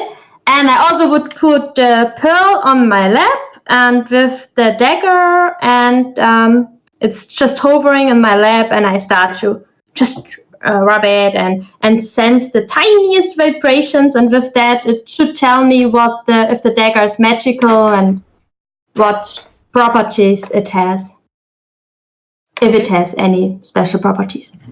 So you're trying to find out the properties of this thing, or how much it's worth, or both. I mean, I'm not really interested in what it's worth. I'm more interested if it's magical. I can. I'm the one who would know what it is worth. You are, okay. Is there anything you need to roll Well, for that? yeah. Or do you have your ability to do that? Historical knowledge? Okay, for historical knowledge, you can definitely tell that this is definitely was used for sacrifices. This priest was definitely one that would be doing sacrifices like that. Yeah, I think so. Yep. And you'd notice that this is definitely used for sacrifices and things like that. It was monetary value of the object. You could say that if it's more than a century old, it's definitely more than a century old. This item is definitely magical. Ooh. It has some kind of necrotic magic on it. And so as a magic item, it'd be at least 10,000. It's definitely more of an uncommon or rare item. With identify, wouldn't Ella know its nature and what effects it has? For identify, you would know that this thing has necrotic energy. So it not only does it when it attacks you, it also does 1d4 of life damage, which means it takes from your total hit points. So like an Okay. undead's energy drain effect. So it does. It's a necrotic effect that literally takes your hit points, your maximum hit points out. It decreases the maximum hit points. Hit. All right. Yes, it does 1d4 of maximum hit point damage plus its regular damage. And is it +1, +2? No. Just a So 1d4 max hit points damage. Now, just to clarify, usually an effect like that, damage type is necrotic. Is this one's like that too? Yes. This Like is if you had necrotic. necrotic. Okay. Yeah, he said that. All right. Yep, it's definitely necrotic. It takes regular slashing damage, or actually it would be piercing damage, and then it would take 1d4 maximum hit points. So it's it's pretty much just a life stealing blade. Ella will tell that to the others and say, so for the reminder of our journey, if anyone wants to fight with that, they are welcome to. And I think that's really cool because that's already the first piece we can donate to the university. That's so great. It's on our first day. It's gonna be so awesome. But the University of Greyhawk will lend that item to anyone that wants to use it for our purpose. Anyone interested? I mean, since I killed it, her. Sure, take it. Okay. But don't lose it, okay, Spoon? I'm not gonna lose it. It's just, it's the first thing. I kind of Paranoid? Would you know how many charges it has? like my career depends on that. It would tell you how many charges it has. And how many charges it has? All right, so yeah, it seems to have all of its charges, 10 charges. It has 10 charges, Spoon. does they regenerate or does they recharge overnight or something? You would know that it regenerates every when the moon comes back up. Okay, and is it? I probably would know that with some charge items, when you use up all the charges, they break. But with that, the charges are just gone, and the item can still regenerate. Or This item, do you have to be careful to like have at least one charge always left? it just definitely would. If it loses its charges, it becomes a regular dagger probably. All right. Okay, Spoon. So the only thing you have to keep in mind, don't use up all the charges. Always keep at least once, or it will just be like a normal dagger and I would be really sad. Okay. Okay, all right. Cool. Do things with that. Okay. Okay. All right, and you also notice if you're digging in, and she does have a pouch, it seems, and in this pouch, Spoon, you notice that there was some powder. In a kind of a in a baggie almost. It's dried up powder. It's all dried up now. But you notice some kind of powder, and it seems like it does have some kind of magical properties. Yeah, pretty much. If I'm going to give everything to Ella essentially, because she's like keeping track of what we're finding and can figure out if something's magical or not. You would know that it probably doesn't work right now because it's all dried up. It was a liquid at one point. And this powder seems to be something of a paralyzing powder. Ooh. Can it be restored to its original form by being mixed with some sort of liquid? She would know that, yes, you could probably add liquid to it, whether it be water, blood, some kind of liquid, that it would definitely, it would be able to come back. I mean, the only way to find out is to experiment, of course. Nice. Oh, that sounds perfect. I like that. I'm just kidding. I'm not going to lick it. Yeah, don't. There's your tongue will go numb. You meet like 1,000-year-old powdered potions. So you should lick it. You definitely have to experiment. Cool. I know what I'm gonna do the next long rest. All right, so let's go ahead and talk about. It's going to be a short rest. I'm going to give you guys a short rest. You, of course, are keeping watch above and below, I suppose, as well. What are you guys talking about during this short rest?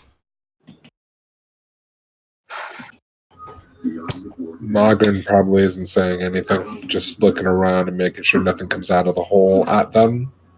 Actually, he's going to specifically be trying to listen to see if he can hear what he heard moving underneath those bones earlier.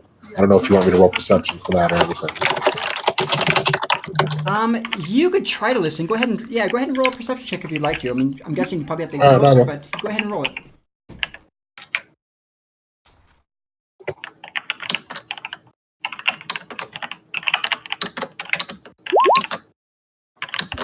Six.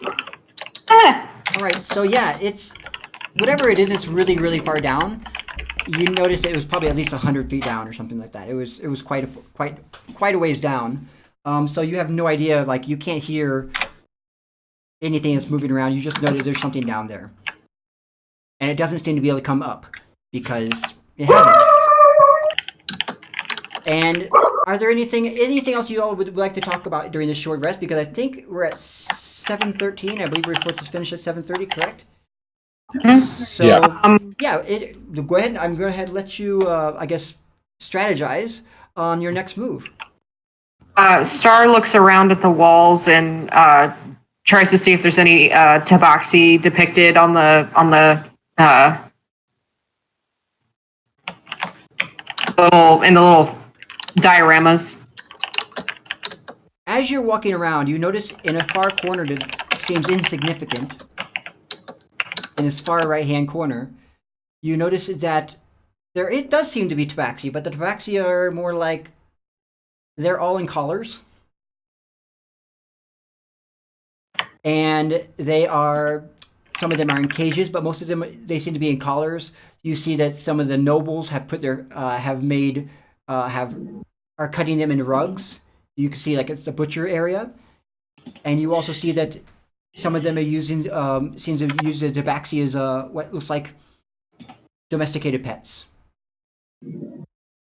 So you know the gif of Arthur the aardvark and his fist is shaking. That's what's happening right now. His fist is at his side, just shaking like with anger. You know, I was going to ask good collars or bad collars, but then you kept going, and I think it became kind of self-evident.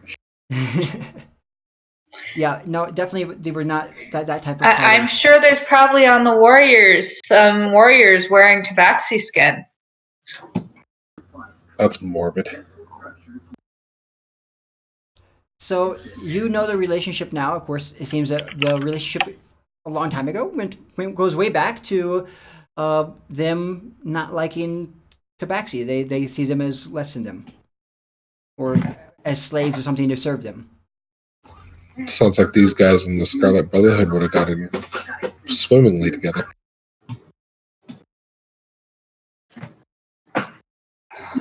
Once it gets 10 minutes before the short rest ends, I'm going to start ritual casting, and I'm going to bring up Water Walk.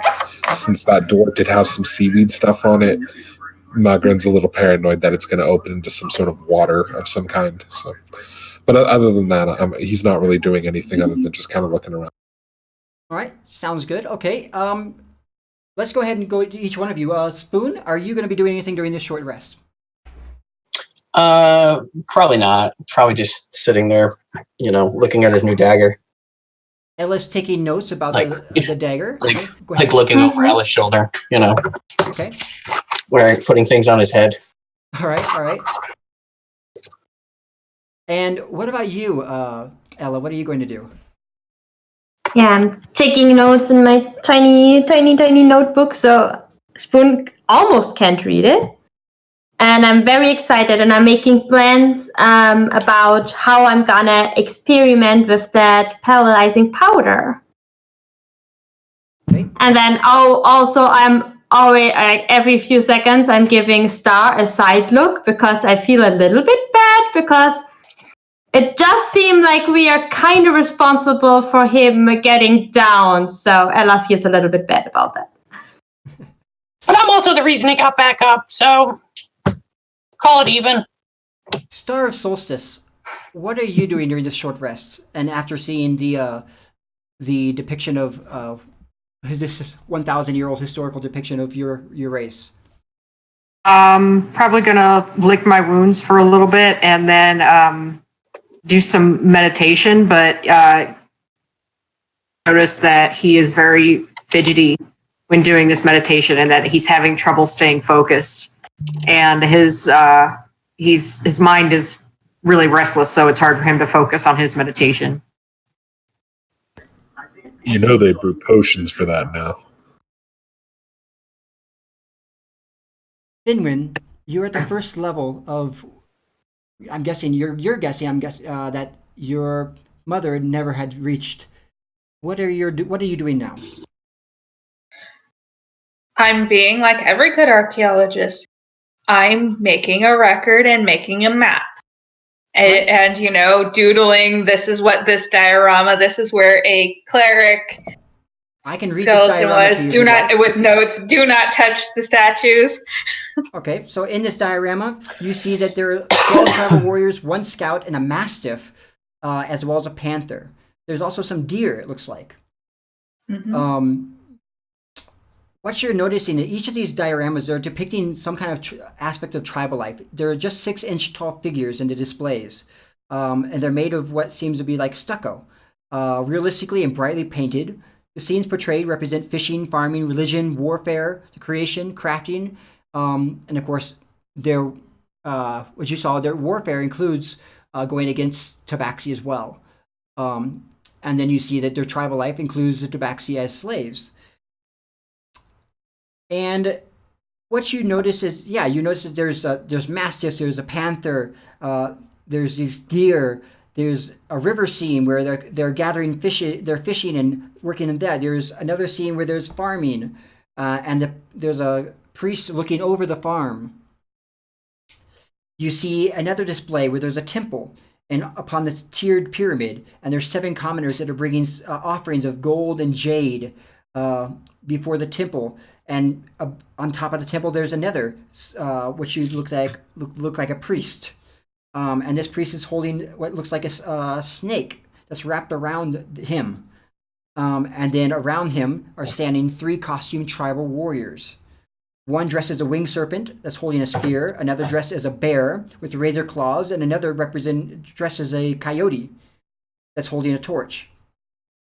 There are several stone statues of these gods and bits of gold and jade, and you can see there's bits of gold and jade inside of these things. So they're like literally real bits of gold and jade. Inside, you see the tribal warfare, which shows like 20 tribal like warriors that are like, looks like they're in red paint, red war paint. Some of them are going against humans. Some of them are going against tabaxi. And you can see them in different states of dying or fighting. Another one you saw is looks like the creation. All these things look non-human. Some of these things you can see that some of the warriors show depictions of half animal. Some of them seem to be half snake, half serpent. Some of them seem to be plumed or with feathers. Some of them seem to be half bear. You notice that these things are, a lot of the priests, you can't tell if it's the costume they're wearing or if they're actually depicted as being half animal. And yeah, in these figurines, you notice that some of them seem to be half of half human, and half animal as they're fighting. And in the creation myth, as I mentioned earlier, you see that it looks like what looks like a plumed serpent is casting away, or what you would notice is being cursing this human, and they are turning into different creatures. And that's what you notice from that. And of course, this is the scene of like the everyday life scene of what tabaxi and slavery as well, which is depicted a little bit left or a little bit right to the war. Like all the war is over here. You can see all the war stuff happening on the right hand side, and over here on this side is where the scenery of like just everyday life was, tabaxi as pets and as slaves and being butchered. And that's what you see in all that. And you can, of course, record all that if you'd like to. I am going to record all that because this is what I do. I'm an archaeologist. All right, excellent. So that's what you see. You see all that. That's what you see in this room. You see some of the figures. All of them seem to be removable. But I'm guessing you haven't touched any of them? No. Not even licked? No. All right. And so I'm going to go ahead and end it here. We're going to bring Magron back out of the hole. So you guys are just resting, and you're keeping a watch over this. I guess it's 4 hours, as you're looking above here at the door, at the Short hole rest is above 1 you. hour. 2 No, hours? it's 1. Just one. All 1 right. hour? So nothing Short is seems 1. to happen during this time. Just regular animal sounds from above that kind of echo down below, but nothing seems to disturb you during this 1 hour. And we're going to stop right there before you head down, I guess, the hole. Head down the shaft to a new level. All right, so let's go ahead. I'm going to jump in, and before we talk about who we are, I would like to jump in and thank our sponsors, because I didn't do that at the beginning of the show. So I'd like to put that to start with thanking the sponsors. I would like to thank, pretty much everybody. We have our patrons. Our patrons are what make this channel go around. It's what makes these shows possible. It brings in, it supports all the new shows that are happening. It allows us to afford to have pictures. This map, for example, which is from, oh my gosh, my head is just, we have our maps, which are, why are they not getting them? It's come from Hero, it's from, I'm forgetting, it's from, why do I keep thinking Hero Quest? Hero's jumping in my mind, but it's not Hero Quest. It's Heroic Maps. Thank you, Heroic Maps. So Heroic Maps, this map comes from Heroic Maps. They are amazingly detailed. They're really, really awesome. So please go ahead, and I recommend that you check them out. They have maps for almost everything. We also have, going to our sponsored list again, I'm just reading off the sponsor list here. We have Cantrip Candles. Cantrip Candles are you can get a discount code to Cantrip Candles as well as Devon Rue Inc. if you become a patron. You also get a access to special rooms inside of our Discord. Our Discord's open to public, but there are some rooms that are open only for Patreons, including one room that has a bunch of discount codes for Devon Rue, Cantrip Candles, and Tabletop Loot. If you type, and I don't believe you actually need to go there for Tabletop Loot, if you type Greyhawk with capital G, capital H, then you will get a 15% discount on all of your Tabletop Loot purchases, which is a really, really good deal. They are amazing. I use Tabletop Loot myself.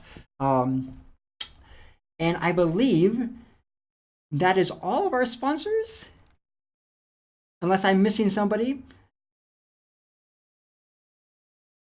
I don't believe I am. So yeah, I believe that's all of our sponsors. So let's go ahead and jump over. I'm just going to check right here. I have a whole list here of things I have to talk about during the show. But yes, we have, here we go.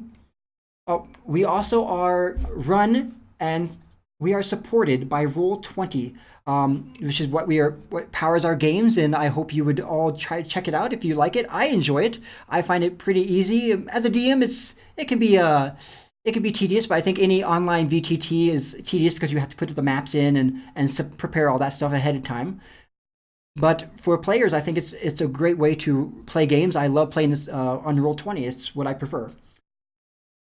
And I believe that is everything. Yes, we have everything. So besides our Patreon subscribers and our Twitch subscribers, thank you very much. You are what makes this game happen. You're the reason why we have so many games every day of the week. Now I'd like to jump over to our players who are what make this game awesome. Let's start with Falcon of Light. Oh, can't hear you, Falcon. Of course, because my clock was going off. I'm Falcon of Light on Twitter, and you can find me at various chat rooms on Twitch as Falcon of Venom. All right, thank you very much. And let's go over to Britt.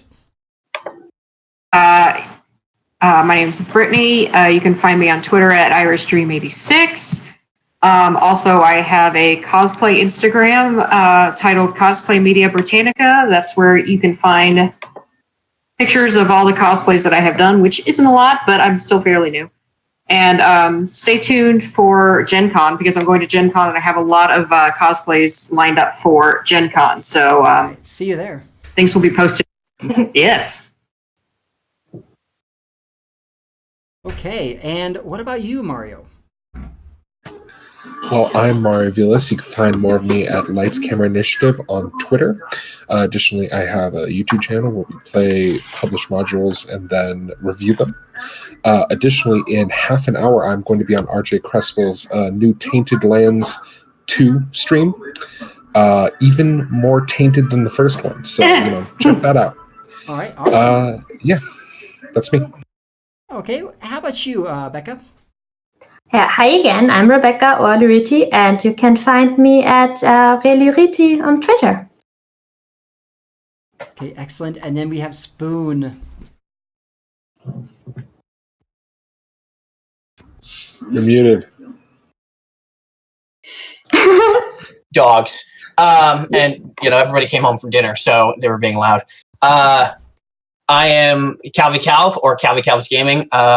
Calvi Calv's Gaming on Twitter. I have Calvi Calv's Gaming on YouTube. I have a group on Facebook. Calvi Calv here on Twitch.